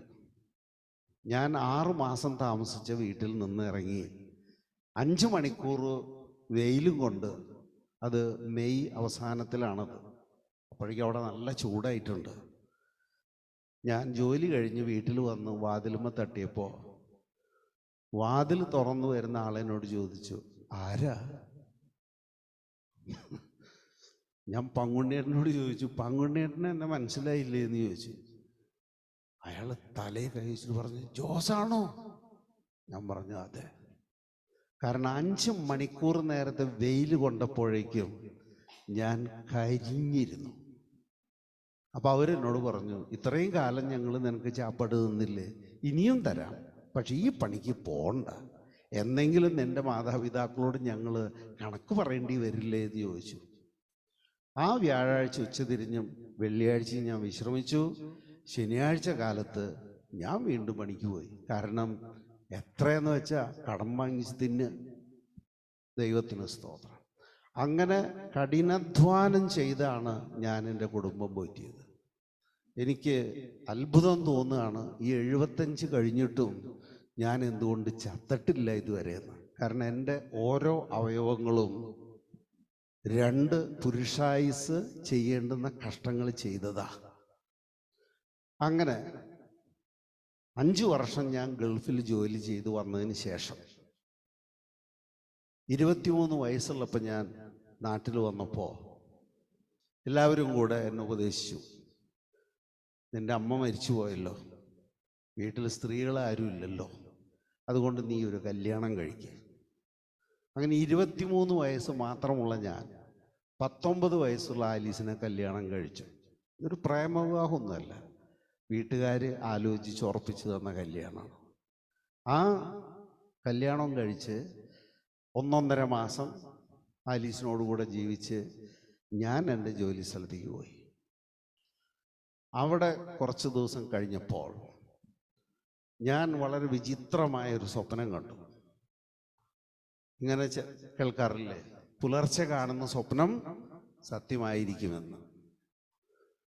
ഞാൻ കണ്ട സ്വപ്നത്തിൽ എൻ്റെ ഭാര്യ ശരീരം മുഴുവൻ പൊള്ളലേറ്റ് കുമ്മളച്ചിരിക്കുക. എൻ്റെ അപ്പച്ചൻ അടുത്തിരുന്ന് ഒരു ഈർക്കിൽ കൊണ്ട് ഈ പൊള്ളച്ച് നിൽക്കുന്ന തൊലിയെല്ലാം ചുരുട്ടിയെടുക്കുന്നു. അപ്പം ചില സ്ഥലത്ത് ചോര പൊടിയുന്നുണ്ട്. അപ്പം അടുത്തിരിക്കുന്ന ഒരു ഭരണിയിൽ നിന്ന് കുറച്ച് മുളക് പൊടി അവിടെ ഇട്ട് അവളെ എൻ്റെ അപ്പച്ചനെ ആശ്വസിപ്പിക്കുന്നുണ്ട്. ഭയാനകമായൊരു സ്വപ്നം. പക്ഷെ എന്തു ചെയ്യാം, ടെലിഫോണൊന്നുമില്ല വിളിച്ചു ചോദിക്കാൻ. ഞങ്ങൾ ഡെസേർട്ടിലാണ് ജോലി ചെയ്യുന്നത്. അപ്പം ആഹാര സാധനങ്ങളും കൊണ്ടുവരുന്ന വാഹനത്തിൽ നമുക്ക് എഴുതാനുള്ള കത്ത് എഴുതി കൊടുത്തയച്ചാൽ അത് ഓഫീസിൽ ചെന്ന്, അത് ക്യാമ്പ് ഓഫീസിൽ നിന്ന് ബേസ് ക്യാമ്പിലെത്തി അവിടെ നിന്ന് അത് പോസ്റ്റ് ചെയ്ത് അത് കറങ്ങിയടിച്ച് വീട്ടിലെത്തുമ്പോൾ 10 ദിവസത്തിലേറെ പിടിക്കും. അത് അത്രയും സമയമെടുക്കും ഇവിടുന്ന് അയക്കുന്നൊരു കത്ത് അവിടെ കിട്ടാൻ. ആ കത്തിൽ എൻ്റെ ഭാര്യ എന്നോട് ചില സത്യങ്ങൾ തുറന്നെഴുതിയിരുന്നു. ഭയാനകമായ സത്യം. അത് ഓർക്കുമ്പോൾ എനിക്ക് ഇന്നും സഹിക്കില്ല. എൻ്റെ ഭാര്യ ഒരു മാനസിക രോഗിയായി ആസ്പത്രിയിൽ അഡ്മിറ്റ് ചെയ്യപ്പെട്ടു. അവളോട് കാര്യങ്ങൾ ചോദിച്ചറിഞ്ഞ ഡോക്ടർ പറഞ്ഞു, ഇവളെ ഭർത്താവിൻ്റെ വീട്ടിലേക്ക് പറഞ്ഞയക്കരുത്, നിങ്ങളുടെ വീട്ടിലേക്ക് കൊണ്ടുപോയാൽ മതി എന്ന് അവളുടെ അപ്പനോട് പറഞ്ഞു. അങ്ങനെ അവളുടെ വീട്ടിൽ എത്തിയപ്പോഴാണ് അവൾ എനിക്ക് കത്ത് എഴുതുന്നത്. ആ കത്ത് വായിച്ചപ്പോൾ ഞാൻ എൻ്റെ ഹൃദയത്തിൽ തീരുമാനിച്ചു, I must kill that past. ഞാൻ പറഞ്ഞ എൻ്റെ അപ്പനെ കുറിച്ചാണ്. നിങ്ങൾക്ക് അറിയുമോ എന്നെനിക്കറിയില്ല. 47 കൊല്ലം ഞാൻ എൻ്റെ ഭാര്യയോടുകൂടെ ജീവിച്ചു. അതിലേതാനും മാസങ്ങൾ ഒഴികെ അവളൊരു മാനസിക രോഗിയായിരുന്നു. എൻ്റെ ഭാര്യ ഒരു മാനസിക രോഗിയാണെന്ന് നിങ്ങൾക്ക് അറിയുമായിരുന്നോ? ദൈവത്തിന് സ്തോത്രം. അങ്ങനെയുള്ള ഒരു അപ്പനോട് ഞാൻ ക്ഷമിച്ചില്ലെങ്കിൽ എൻ്റെ നിത്യത നരകത്തിലാകുമെന്നും, മറിച്ച് ക്ഷമിക്കുകയാണെങ്കിൽ ദൈവം നിങ്ങൾക്ക് ഒരടയാളം തരുമെന്നും പറഞ്ഞു. ഈ കൗൺസിലറുടെ മുറിയിൽ നിന്ന് ഇറങ്ങിപ്പോരുമ്പോൾ എൻ്റെ തലയ്ക്ക് ഏതാണ്ട് 2 ടൺ ഭാരമുള്ളത് പോലെ എനിക്ക് തോന്നി. അന്ന് എനിക്ക് ഉറങ്ങാൻ കഴിഞ്ഞില്ല. രാത്രി മുഴുവൻ ഞാൻ ചിന്തിച്ചുകൊണ്ടിരുന്നു, വാട്ട് ഷുഡ് ഐ ഡു? ആ ധ്യാന കേന്ദ്രത്തിലേക്ക് 6 മണിക്കൂർ പലരോടും ചോദിച്ചിട്ടാണ് ഞാൻ എത്തിപ്പെട്ടിട്ടുള്ളത്. ഇനിയിപ്പോൾ അവിടുന്ന് പുറത്തിറങ്ങിക്കഴിഞ്ഞാൽ എനിക്ക് നാട്ടിലെത്തണമെങ്കിൽ ആര് വഴി പറഞ്ഞു തരും? അതുകൊണ്ട് രാത്രി ഞാൻ അവിടെ തന്നെ എന്നെ ശപിച്ചുകൊണ്ട് കിടന്നു. എനിക്ക് വഴി അറിയുമായിരുന്നെങ്കിൽ ഞാൻ എൻ്റെ അപ്പച്ചനെ അന്ന് രാത്രി കൊല്ലുമായിരുന്നു. എന്നിട്ട് കത്തിയുമായി പോലീസ് സ്റ്റേഷനിൽ പോകുമായിരുന്നു. ഞാൻ അവിടെ കിടന്നു, ഉറക്കം വരുന്നില്ല. മിനിമം കൂലിയുടെ ബസ് യാത്ര ചെയ്യുമ്പോൾ പോലും കമ്പി പിടിച്ച് ഉറങ്ങുന്നവനാണ് ഞാൻ. എനിക്ക് ഇന്നും ചെന്ന് കിടക്കേണ്ട താമസമുള്ള ഉറങ്ങാൻ. അങ്ങനെയുള്ള എനിക്ക് മുഴുവൻ രാത്രി ഉറങ്ങാൻ പറ്റിയില്ല. അവസാനം ഞാൻ എന്നോട് തന്നെ ഒരു ചോദ്യം ചോദിച്ചു, ജോസേ, എന്തുകൊണ്ട് നിനക്ക് ദൈവത്തിൻ്റെ സന്നിധിയിൽ കീഴടങ്ങിക്കൂടാ? എന്തുകൊണ്ട് നിന്റെ ശൂന്യതയെ നികത്തിക്കൂടാ? എന്തുകൊണ്ട് ദൈവം നിനക്ക് തരുന്ന അടയാളം സ്വീകരിച്ചുകൂടാ? അത് അത്ര എളുപ്പമുള്ള തീരുമാനമൊന്നും ആയിരുന്നില്ല. ഞാൻ എൻ്റെ ജീവിതത്തിൽ ഒരു രാത്രി മുഴുവൻ കരഞ്ഞുകൊണ്ട് ദൈവത്തോട് ചോദിച്ചു, എന്താ കർത്താവ് ഇത്ര വലിയ പരീക്ഷണം? എന്തായാലും നേരം പുലരുന്നതിന് മുമ്പ് ഞാനൊരു തീരുമാനം എടുത്തിരുന്നു, ഞാൻ ദൈവത്തിന് കീഴടങ്ങും. എന്നെ ഇത്രയും ദ്രോഹിച്ച എൻ്റെ അപ്പൻ്റെ മുമ്പിൽ ചെന്ന് മുട്ടുകുത്തി നിന്ന് ഒരപരാധിയെപ്പോലെ ഞാൻ ക്ഷമ ചോദിക്കും. ഈ തീരുമാനമെടുത്ത് എപ്പോഴോ ഞാൻ ഉറങ്ങിപ്പോയി. പക്ഷെ ധ്യാന കേന്ദ്രങ്ങളിലെ കാര്യം നിങ്ങൾക്കറിയാം. ബാത്റൂമുകളുടെ എണ്ണം കുറവായതുകൊണ്ട് ആളുകൾ വളരെ നേരത്തെ എഴുന്നേറ്റ് കുളിയും തെളിയൊക്കെ തുടങ്ങുന്നത് കൊണ്ട് വളരെ പെട്ടെന്ന് തന്നെ ഉണരും. അങ്ങനെ ഉണർന്ന് ഞാനും എൻ്റെ പുതിയ ദിവസത്തിലേക്ക് പ്രവേശിച്ചു. ഞാൻ ദൈവത്തോടൊരു തീരുമാനമെടുത്തു, ഞാൻ ഈ ധ്യാന കേന്ദ്രം വിട്ട് എൻ്റെ വീട്ടിൽ ചെന്നാൽ എൻ്റെ അപ്പച്ചൻ്റെ മുമ്പാകെ മുട്ടുകുത്തി നിന്ന് ഞാൻ ക്ഷമയാചിക്കും. അതാണ് ബൈബിളിൽ പറയുന്നത്, ക്രിസ്തുവിലായവൻ ഒരു പുതിയ സൃഷ്ടിയാണ്, പഴയത് കഴിഞ്ഞുപോയി. ആ തീരുമാനം എടുത്ത് ഞാൻ ആ ധ്യാന കേന്ദ്രം വിടുന്നതിന് മുമ്പ് CJ വർക്കിയച്ചൻ എന്ന് പറയുന്ന ആ ധ്യാന ഗുരു എല്ലാവരുടെയും തലയിൽ കൈവച്ച് പ്രാർത്ഥിച്ച് അനുഗ്രഹിച്ച് വിടുന്നൊരു രീതി ആ ധ്യാന കേന്ദ്രത്തിലുണ്ട്. ആ ദിവസം, ഞാൻ പറഞ്ഞ ദിവസം 1994 മെയ് 27 വെള്ളിയാഴ്ച അദ്ദേഹത്തിൻ്റെ കരം എൻ്റെ തലയിൽ വന്നപ്പോൾ ഞാൻ പരിശുദ്ധാത്മാവിനാൽ നിറഞ്ഞു. ഒരു കത്തോലിക്ക അച്ഛൻ്റെ കൈവപ്പ് കൊണ്ട് പരിശുദ്ധാത്മാവിനെ കിട്ടുമോ എന്നെന്നോട് പലരും ചോദിച്ചിട്ടുണ്ട്. ഞാൻ അവരോട് പറഞ്ഞിട്ടുണ്ട്,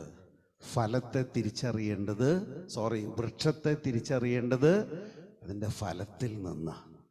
എനിക്കറിയാം എന്നിൽ വന്ന ആത്മാവേതാണെന്ന്. അത് മുതൽ ഇവിടെയുള്ള ഒരു പ്രാർത്ഥനാ ഗ്രൂപ്പിൽ ചെന്നിട്ട് പൊക്കൻ ജോർജേട്ടനും അദ്ദേഹത്തിൻ്റെ ഭാര്യ സിസിലി ടീച്ചറും അവരുടെ അടുക്ക ചെന്നിട്ട് ഞാൻ പറഞ്ഞു, ഞാൻ ഏതാണ്ട് ഗർഭം ധരിച്ച ഒരവസ്ഥയിലാണ്, എനിക്ക് ദൈവവചനം പറയാൻ നിങ്ങളൊരു അവസരം തരുമോ എന്ന് ചോദിച്ചു. അവരവസരം തരാമെന്ന് പറഞ്ഞു. ഞാൻ അവിടെ പോയി പ്രസംഗം തുടങ്ങി. ഇത് ഒരാവർത്തി വായിച്ചിട്ട് പോലുമില്ല. എന്നിട്ട് ഞാൻ പ്രസംഗം തുടങ്ങി. കാരണം എന്നെ ഓരോ ദിവസവും പഠിപ്പിച്ചുകൊണ്ടിരുന്നത് ദൈവത്തിൻ്റെ ആത്മാവാണ്. ഈ സാധനം എൻ്റെ കയ്യിലുള്ളപ്പോൾ എന്നെ വിരട്ടി അങ്ങ് തോൽപ്പിക്കാമെന്ന് വിചാരിച്ചിട്ട് ഒരമ്മ പെറ്റ മോനും എഴുന്നേറ്റ് വരണ്ട, നടക്കില്ല. അത് ഈ കഴിഞ്ഞ 25 കൊല്ലം ഞാൻ തെളിയിച്ചിട്ടുള്ളതാ. ഇനിയും അതിന് ഞാൻ തയ്യാറാണ്. ദൈവത്തിന് സ്തോത്രം. പ്രിയപ്പെട്ടവരെ, നിങ്ങളിൽ ആർക്കെങ്കിലും ഇത്ര ഭയാനകമായ രീതിയിൽ ഒരാളോട് ക്ഷമിക്കേണ്ടതായോ ക്ഷമ ചോദിക്കേണ്ടതായോ വന്നിട്ടുണ്ടോ? ഉണ്ടോ? എന്നിട്ട് എന്താണ് നിങ്ങൾ ആളുകളോട് ഈ വിദ്വേഷം വെച്ച് പെരുമാറുന്നത്? നിങ്ങൾ വാസ്തവത്തിൽ ദൈവമക്കളാണെന്ന് പറയുകയും പിശാചിന്റെ മക്കളായി ജീവിക്കുകയും ചെയ്യുന്നത് എന്തുകൊണ്ടാണ്? I want to know. മനസ്സിലായോ? ഞാൻ കടന്നു വന്ന വഴികളൊന്നും റോസാപ്പൂക്കൾ വിരിച്ച വഴികളായിരുന്നില്ല. പക്ഷേ ഞാൻ മനസ്സിലാക്കിയ കാര്യം അപ്പോൾ അനുസരിച്ചു പോന്നു. അതുകൊണ്ട് ദൈവത്തിൻ്റെ കരം അന്നു മുതൽ എന്നോട് കൂടെയുള്ളതോർത്ത് ഞാൻ ദൈവത്തെ സ്തുതിക്കുന്നു. എൻ്റെ അപ്പച്ചൻ്റെ മുമ്പാകെ പോകാൻ വേണ്ടി എൻ്റെ അനുജനായ കത്തനാരെ വിളിച്ചപ്പോൾ പുള്ളി വന്നു. കന്യാസ്ത്രീയെ പെങ്ങളെ വിളിച്ചപ്പോൾ പെങ്ങൾ പറഞ്ഞു, ഞങ്ങൾക്ക് അങ്ങനെ മടത്തുനിന്ന് വീട്ടിലേക്ക് പോരാനൊന്നും പറ്റില്ല, അല്ല പ്രത്യേക കാരണങ്ങൾ വേണം, അതുകൊണ്ട് നീ പൊക്കോ, ഞാൻ പ്രാർത്ഥിക്കാമെന്ന് പറഞ്ഞു. അങ്ങനെ എൻ്റെ അനുജൻ്റെ വീട്ടിൽ പാർക്കുന്ന എൻ്റെ അപ്പച്ചൻ്റെ മുമ്പിലേക്ക് ഞാനും എൻ്റെ അനുജനായ ഫാദർ തോമസ് ചക്രമാക്കലും കൂടെ കടന്നു ചെന്നപ്പോൾ ഞങ്ങളെ രണ്ടാളെയും വിചാരിക്കാത്ത തരത്ത് കണ്ടതുകൊണ്ട് എൻ്റെ അപ്പൻ എഴുന്നേറ്റിരുന്നു.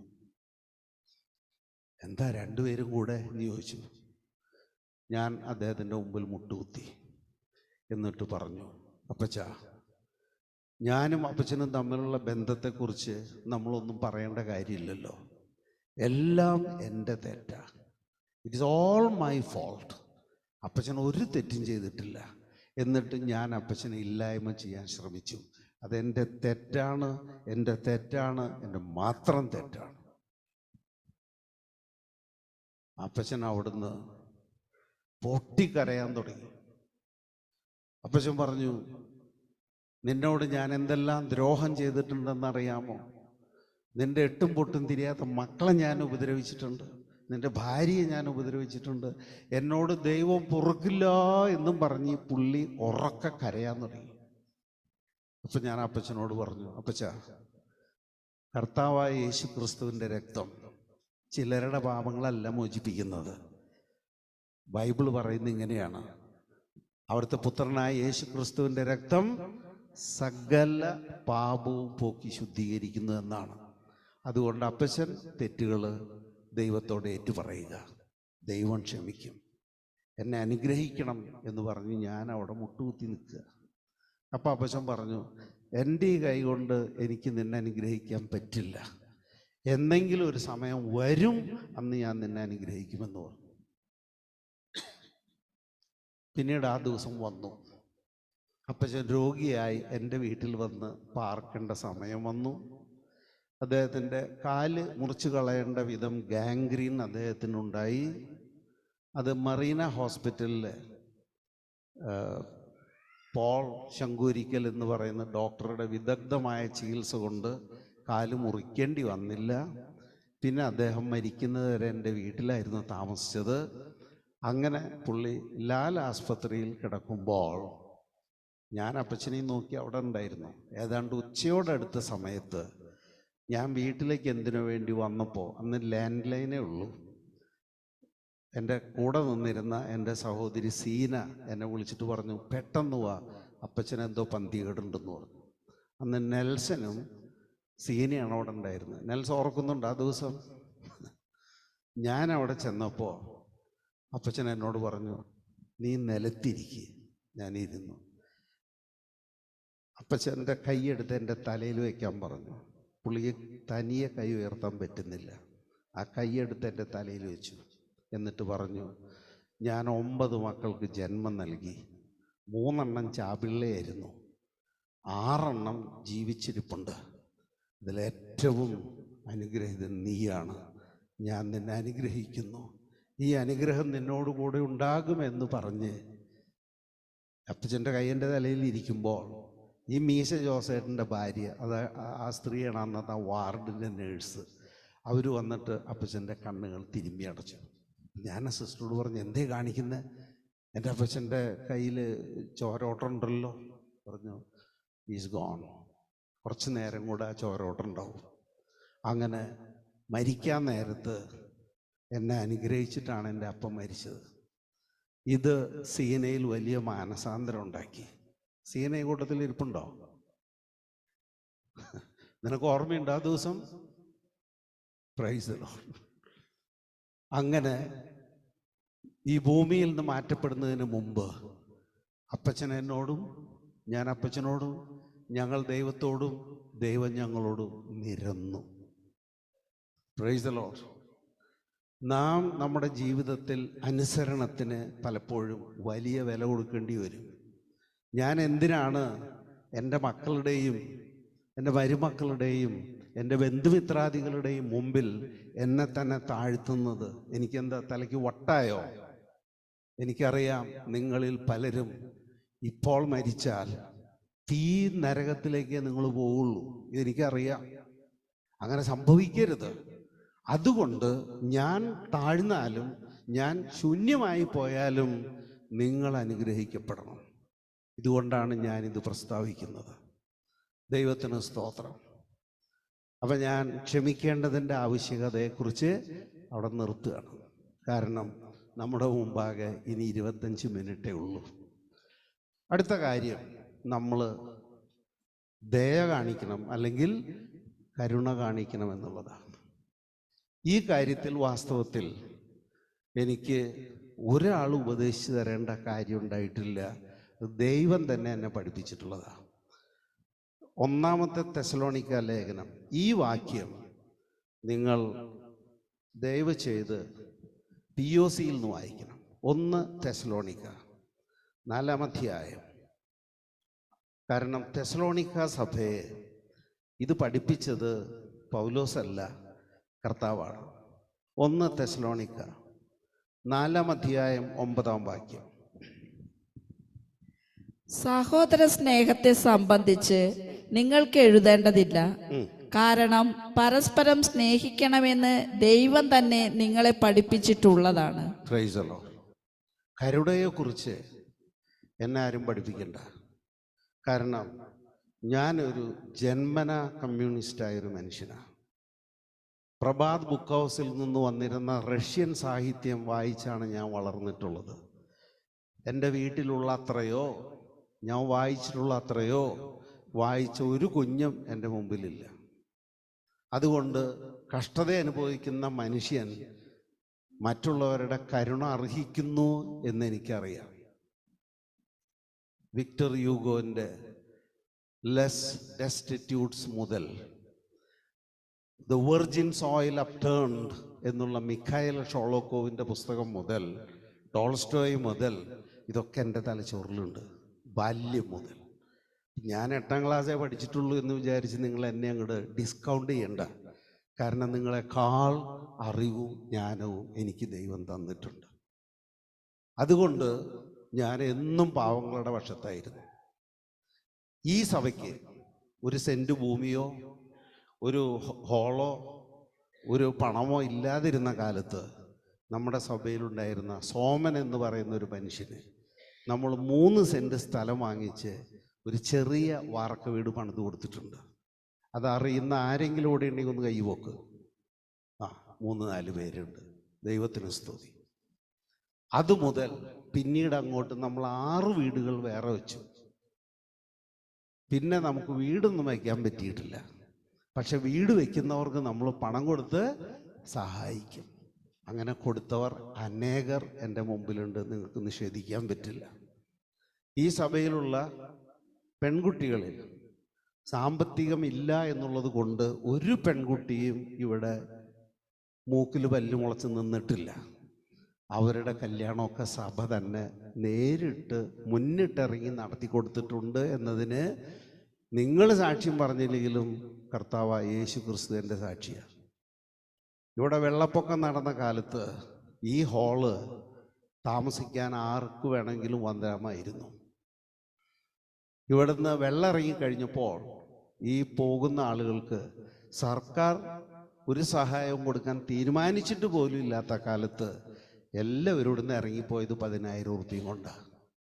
ഈ കൊറോണ കാലത്ത് ഒരു കുഞ്ഞും പട്ടിണി കിടക്കേണ്ട ആവശ്യമില്ലെന്ന് ഞാൻ പറഞ്ഞു. പല പ്രാവശ്യം ഞാൻ സൂമിലൂടെ ഇത് അനൗൺസ് ചെയ്തു. പലരും എൻ്റെ അടുക്ക ബുദ്ധിമുട്ട് അറിയിച്ചപ്പോൾ അവർക്ക് ഇങ്ങോട്ട് വരാൻ പറ്റില്ല, കാരണം ലോക്ക്ഡൗൺ ആണ്. പക്ഷേ ഇവിടെ ഉള്ള പല സഹോദരന്മാരെയും ഉപയോഗിച്ച് അവരുടെ വീട്ടിലേക്ക് ക്യാഷ് ഞാൻ എത്തിച്ചു കൊടുത്തിട്ടുണ്ട്. കിട്ടിയിട്ടുണ്ടോ? Price the Lord. അപ്പോൾ കരുണ കാണിക്കുക എന്ന കാര്യത്തിൽ ഈ സഭ ടോപ്പിലാണ് നിൽക്കുന്നത്, അബ്സല്യൂട്ട്ലി ഓൺ ദ ടോപ്പ്. അപ്പോൾ ഈ സഭയുടെ മൂപ്പനാണ് ഞാൻ എന്ന് പറയുമ്പോൾ എനിക്കതിൽ കുറച്ച് പ്രശംസയുണ്ടെന്ന് കൂട്ടിക്കോളൂ. ദൈവത്തിന് സ്തോത്രം. എന്നാൽ കാര്യങ്ങൾ എല്ലാം അങ്ങനെ അല്ല. ഈ സഭയ്ക്ക് ഒരു ബോർഡ് ഓഫ് ട്രസ്റ്റീസ് ഉണ്ട്. ഞാൻ ഉൾപ്പെടെ 6 പേരാണ്. എല്ലാ മാസത്തിൻ്റെ 1-ാമത്തെ ഞായറാഴ്ച ഞങ്ങൾ കൂടിയിരിക്കും. ആ കൂടിയിരിക്കുമ്പോൾ ഓരോരുത്തർക്കും പറയാനുള്ള കാര്യങ്ങൾ പറയാൻ അവസരമുണ്ട്. ഇപ്പം കഴിഞ്ഞ മീറ്റിങ്ങിലും അങ്ങനെ കുറേ കാര്യങ്ങൾ പറയാൻ ഓരോരുത്തർക്കും അവസരം കിട്ടിയപ്പോൾ അവർ പറഞ്ഞൊരു കാര്യമാണ്, ഇവിടെ ഇങ്ങനെ 4 പേര് തിങ്ങിയിരിക്കുന്നത് നന്നല്ല, അവരൊക്കെ പലയിടത്തായിട്ട് ഇരുത്താൻ പറഞ്ഞു. അപ്പോൾ നിങ്ങൾ കണ്ടില്ലേ? അപ്പോൾ അവിടെ ആരെങ്കിലും ഇരിപ്പുണ്ടോ? അപ്പോൾ ആവശ്യപ്പെടുന്ന കാര്യങ്ങൾ റീസണബിൾ ആണെങ്കിൽ നമ്മളത് അന്നേരം നടപ്പിലാക്കും. ഒരു ദിവസം ഒരു സഹോദരൻ പറഞ്ഞു, അവിടെ ആ ബാത്റൂമിലുള്ള ബക്കറ്റിൽ നിന്ന് വെള്ളം കോരിയെടുത്ത് കഴുകുമ്പോൾ ചില പ്രയാസമുണ്ട്, അതുകൊണ്ട് അവിടെ ഒരു ഹെൽത്ത് ഫോസറ്റ് ഫിറ്റ് ചെയ്യണമെന്ന് പറഞ്ഞു. പിറ്റേ ദിവസം ഹെൽത്ത് ഫോസറ്റ് മേടിച്ചു കൊണ്ടുവരികയും അത് ഫിറ്റ് ചെയ്യാൻ ഒരാളെ കിട്ടാത്തതുകൊണ്ട് ഞാൻ തന്നെ എൻ്റെ കൈ കൊണ്ട് അതെല്ലാം ഫിറ്റ് ചെയ്യുകയും ചെയ്തു. വേറൊരു സഹോദരി പറഞ്ഞു, ആ താഴേക്ക് ടോയ്ലറ്റിലേക്ക് ഇറങ്ങി പോകുമ്പോൾ അവിടെ സ്റ്റെപ്പിന് ഉയരം കൂടുതലാണ്, അതുകൊണ്ട് ഒരു പകുതി സ്റ്റെപ്പ് അവിടെ പണിത് കിട്ടിയാൽ അവിടെ വലിയ ഉപകാരമായിരുന്നു പറഞ്ഞു. ഞാൻ പറഞ്ഞു ശരിയാക്കി തരാം. ശരിയായോ? ശരിയായോ? അങ്ങനെയാണ്. പക്ഷേ അങ്ങനെ ഓരോരുത്തരോടും ഓരോ കാര്യങ്ങൾ പറയാനുണ്ടോ എന്ന് ചോദിച്ചു വന്നപ്പോൾ രാംദാസ് പറഞ്ഞൊരു കാര്യം പറയാനുണ്ട്. എന്തേ?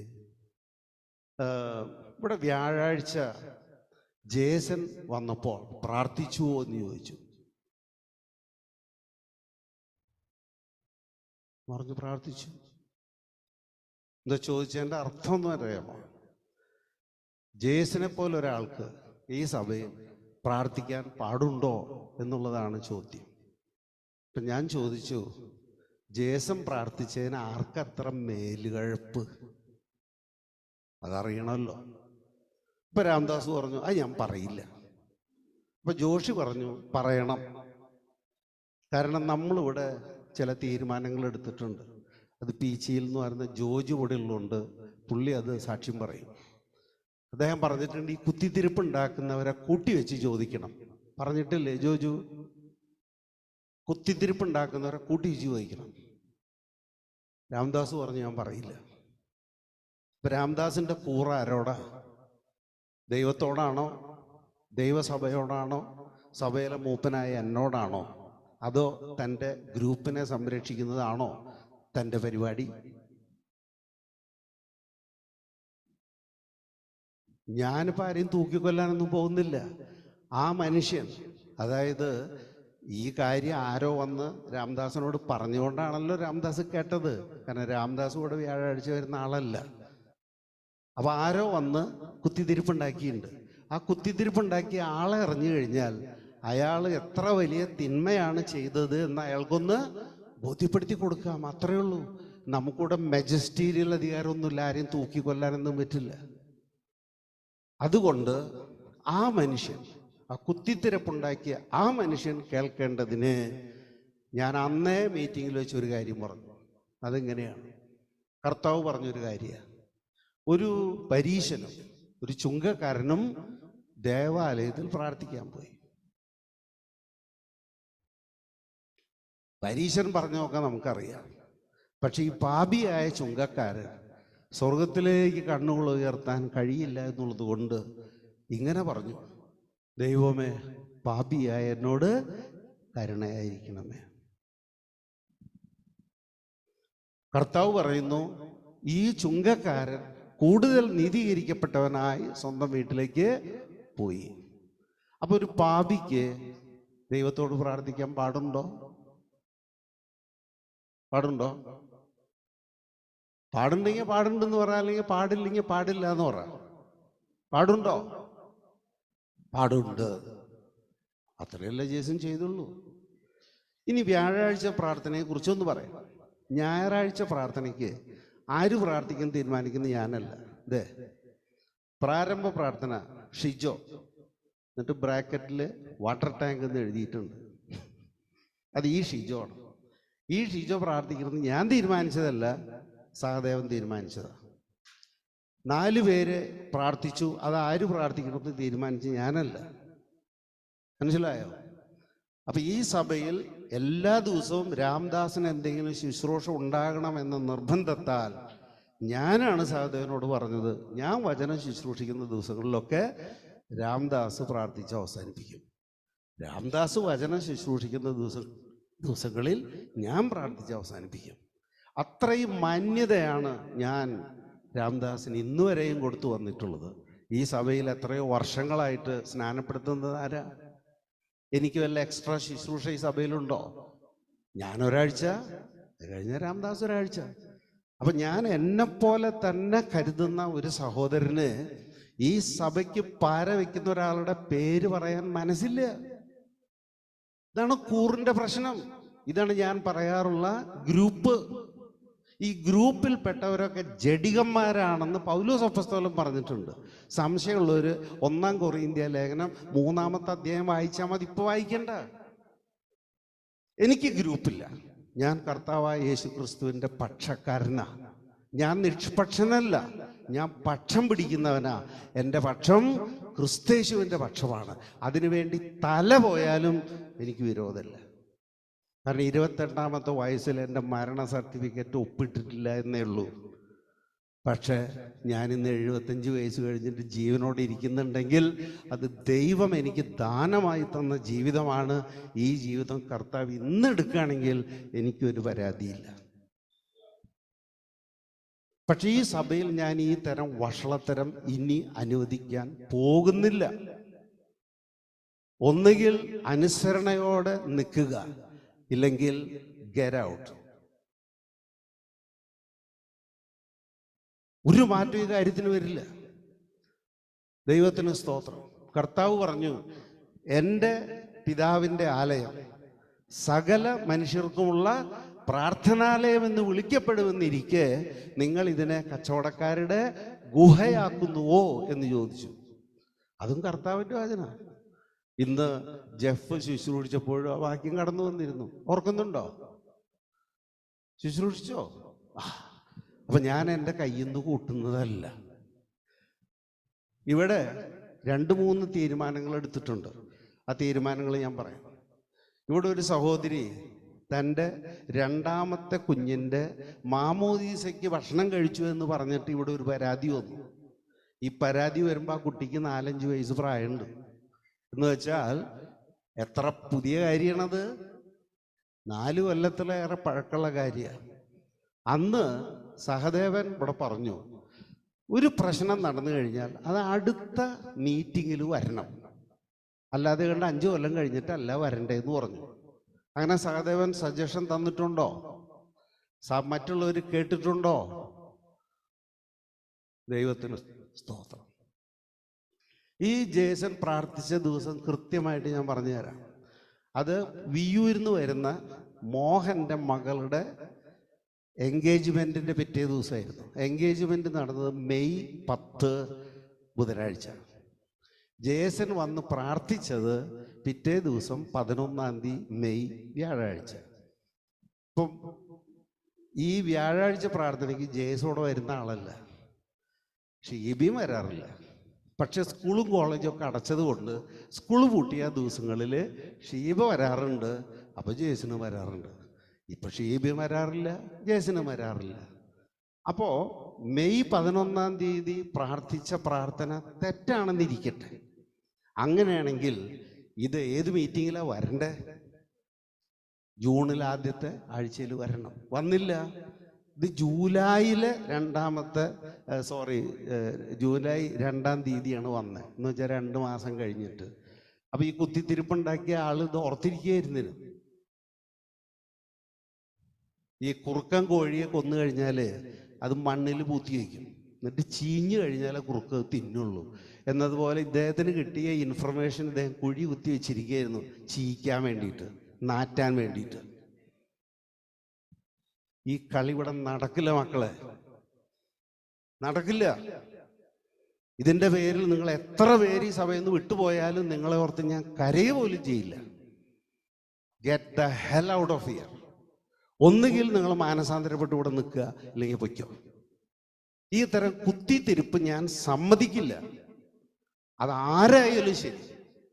ഇനി നിങ്ങൾ കേട്ടില്ല, അറിഞ്ഞില്ല എന്ന് പറയരുത്. ദൈവത്തിന് സ്തോത്രം. ഇനി ഈ വക കുത്തിത്തിരിപ്പുണ്ടാക്കുന്ന ആളുകളെ കുറിച്ച് ദൈവത്തിൻ്റെ വചനം എന്താ പറയുന്നത് നോക്കണ്ടേ? സദൃശവാക്യങ്ങളുടെ പുസ്തകം എടുക്കാം. Glory Jesus. ഈ കുത്തിത്തിരിപ്പുണ്ടാക്കുന്ന ആളുകളൊക്കെ ഏത് കാലത്തും ഉണ്ടായിരുന്നു.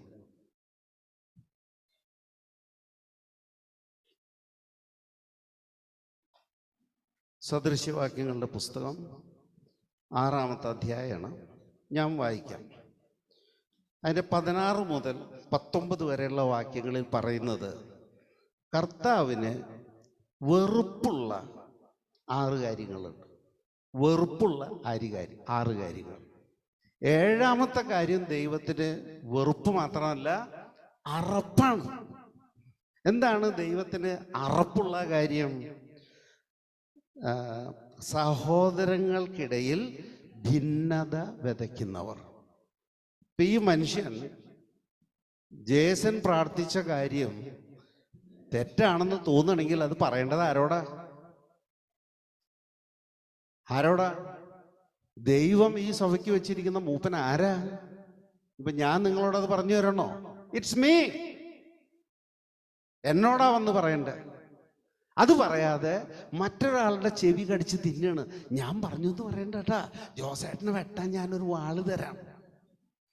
എന്നെ വെട്ടാൻ നിങ്ങൾ ആരും മുതിർന്നിട്ടില്ല. അതാകുമ്പോ ഞാൻ പറയാം. നിങ്ങൾ അത്രത്തോളം വളരുമ്പോൾ ഞാൻ എൻ്റെ കഴുത്ത് നിങ്ങളുടെ മുമ്പാകെ വെച്ച് തരാം. അതുവരെ no one will harm me. എൻ്റെ ഒരു പൂട പറിക്കാൻ നിങ്ങളെ കൊണ്ട് കഴിയില്ല. ഇനി വേറെ ഒരു കാര്യം കേട്ടോ, അത് കർത്താവ് പറഞ്ഞു തന്നെയാണ്. യോഹന്നാന്റെ സുവിശേഷം 7-ാം അധ്യായം 37-ാമത്തെ വാക്യം. അതിൽ പറയാണ്, ദാഹിക്കുന്നവനൊക്കെയും എൻ്റെ അടുക്കൽ വന്ന് കുടിക്കട്ടെ. ആ വാക്യം ഒന്ന് വായിച്ചോ. തിരുനാളിന്റെ അവസാനത്തെ മഹാദിനത്തിൽ യേശു എഴുന്നേറ്റ് നിന്ന് ശബ്ദമുയർത്തി പറഞ്ഞു, ആർക്കെങ്കിലും ദാഹിക്കുന്നെങ്കിൽ അവൻ എൻ്റെ അടുക്കൽ വന്ന് കുടിക്കട്ടെ. എന്നിൽ വിശ്വസിക്കുന്നവന്റെ ഹൃദയത്തിൽ നിന്ന് വിശുദ്ധ ലിഖിതം പ്രസ്താവിക്കുന്നത് പോലെ ജീവജലത്തിന്റെ, ശ്രദ്ധിക്കണേ, വിശുദ്ധ ലിഖിതം പ്രസ്താവിച്ചതുപോലെയുള്ള ജീവജലത്തിന്റെ നദികൾ ഒഴുകും. അപ്പോ കർത്താവ് ഇത് പറഞ്ഞത് താൻ കൊടുക്കാനിരുന്ന പരിശുദ്ധാത്മാവിനെ കുറിച്ചാണ്. അപ്പൊ താൻ കൊടുക്കുന്ന ജലം എന്ന് വെച്ചാൽ അതെന്താണ്? താൻ കൊടുക്കാനിരുന്ന പരിശുദ്ധാത്മാവ്. അപ്പൊ ആ പരിശുദ്ധാത്മാവിനെ പാനം ചെയ്ത ഒരു വ്യക്തിയുടെ ഹൃദയത്തിൽ നിന്ന് പുറത്തേക്ക് ഒഴുകുന്ന നദിയാണ് ആത്മാവിൻ്റെ ഫലങ്ങൾ. ഈ ആത്മാവിൻ്റെ ഫലങ്ങൾ എങ്ങനെ ഒഴുകുന്നു, എവിടുന്ന് ഒഴുകുന്നു? ഈ നദിയെ നമ്മൾ കൃത്യമായിട്ട് കാണുന്നത് ഹെസ്കേൽ പ്രവചനം 47-ാം അധ്യായത്തിലാണ്. 47-ാം അധ്യായത്തിൻ്റെ 1-ാമത്തെ വാക്യം കാണുന്നു. പിന്നെ അവൻ എന്നെ ദേവാലയ വാതിൽക്കിലേക്ക് തിരികെ കൊണ്ടുവന്നു. അതാ ദേവാലയ പൂമുഖത്തിൻ്റെ അടിയിൽ നിന്ന് കിഴക്കോട്ട് വെള്ളം ഒഴുകുന്നു.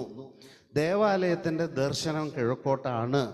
ദേവാലയ പൂമുഖത്തിൻ്റെ വലത്തുഭാഗത്ത് ബലിപീഠത്തിൻ്റെ തെക്ക് വശത്ത് അടിയിൽ നിന്നുള്ള വെള്ളം ഒഴുകിക്കൊണ്ടിരിക്കുന്നു.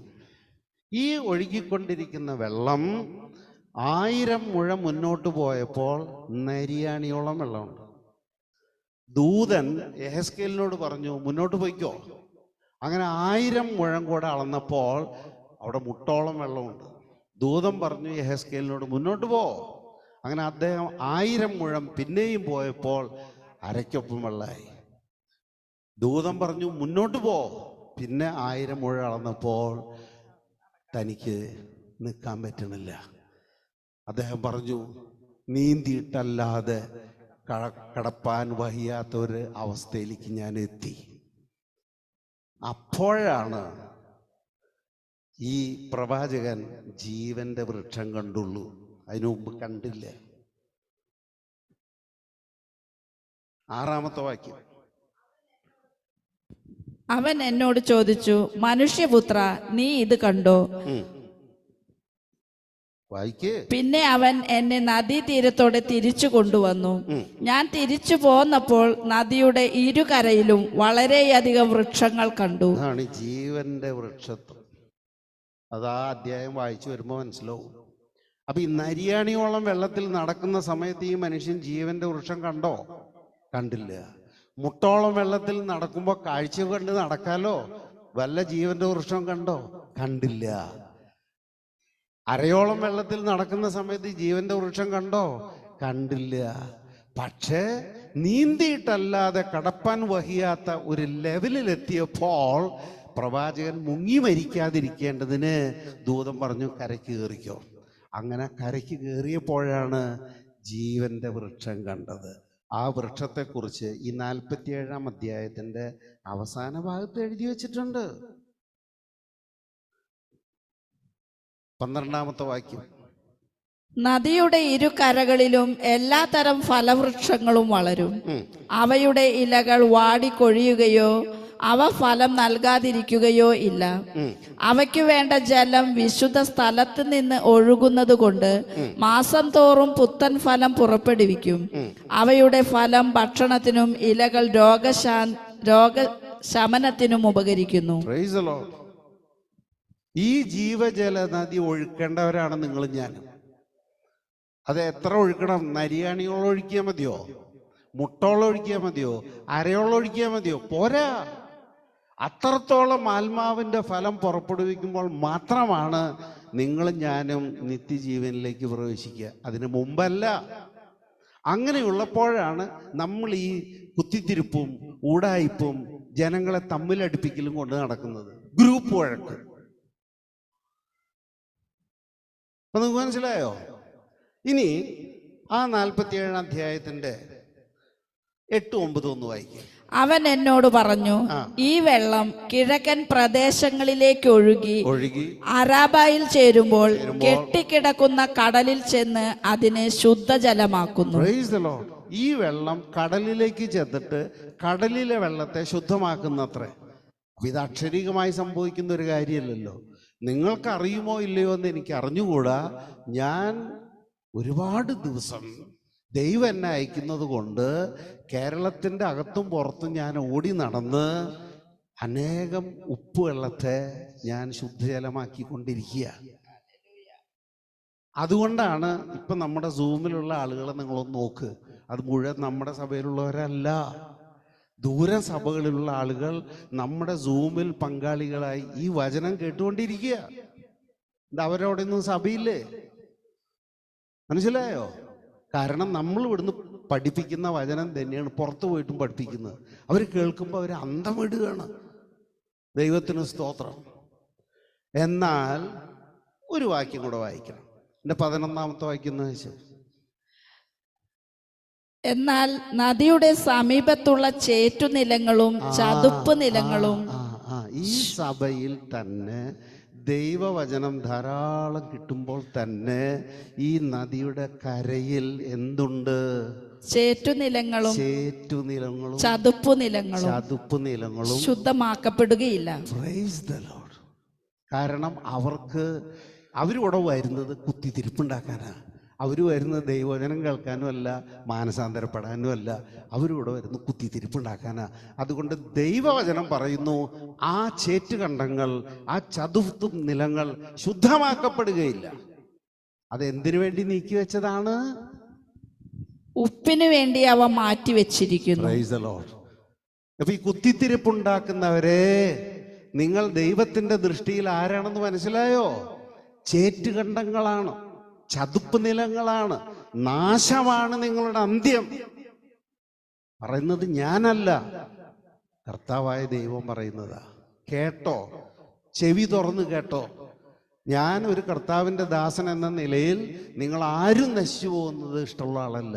കാരണം എന്നെ ഏൽപ്പിച്ചവരുടെ കണക്ക് ഞാൻ ബോധിപ്പിക്കേണ്ടി വരും. അപ്പൊ ദൈവം എന്നോട് അന്ന് ചോദിക്കും, ഇന്ന ആളുകളൊക്കെ ഞാൻ നിനക്ക് തന്നിരുന്നല്ലോ, ഇവനൊക്കെ നശിച്ചു പോയല്ലോ, നീ ഇവരെ പഠിപ്പിച്ചോ? അതാണ് ഈ ചെയ്തുകൊണ്ടിരിക്കുന്നത്. ഇപ്പൊ ഞാനിത് പറയുമ്പോൾ ഈ ഊടായ്പ നടത്തുന്നവർക്ക്, കുത്തിത്തിരിപ്പ് നടത്തുന്നവർക്ക് എന്നോട് സ്നേഹം തോന്നുന്നതാണോ നിങ്ങൾക്ക് തോന്നുന്നത്? I don't give A dam. നിങ്ങൾ എന്നെ വെറുത്താലും കൊള്ളാം, നിങ്ങൾ എന്നെ ഒളിഞ്ഞിരുന്ന് കുത്തിയാലും കൊള്ളാം. നിങ്ങളിൽ പലരും തേളിൻ്റെ സ്വഭാവമുള്ളവരാ. എന്താണ് തേള്? രണ്ട് കൈ നീട്ടി വന്ന് കെട്ടിപ്പിടിക്കും, എന്നിട്ട് പുറകിൽ നിന്ന് വാലുകൊണ്ട് വിഷം കുത്തും. നിങ്ങളുടെ വിഷമൊന്നും എനിക്ക് ഏൽക്കില്ല.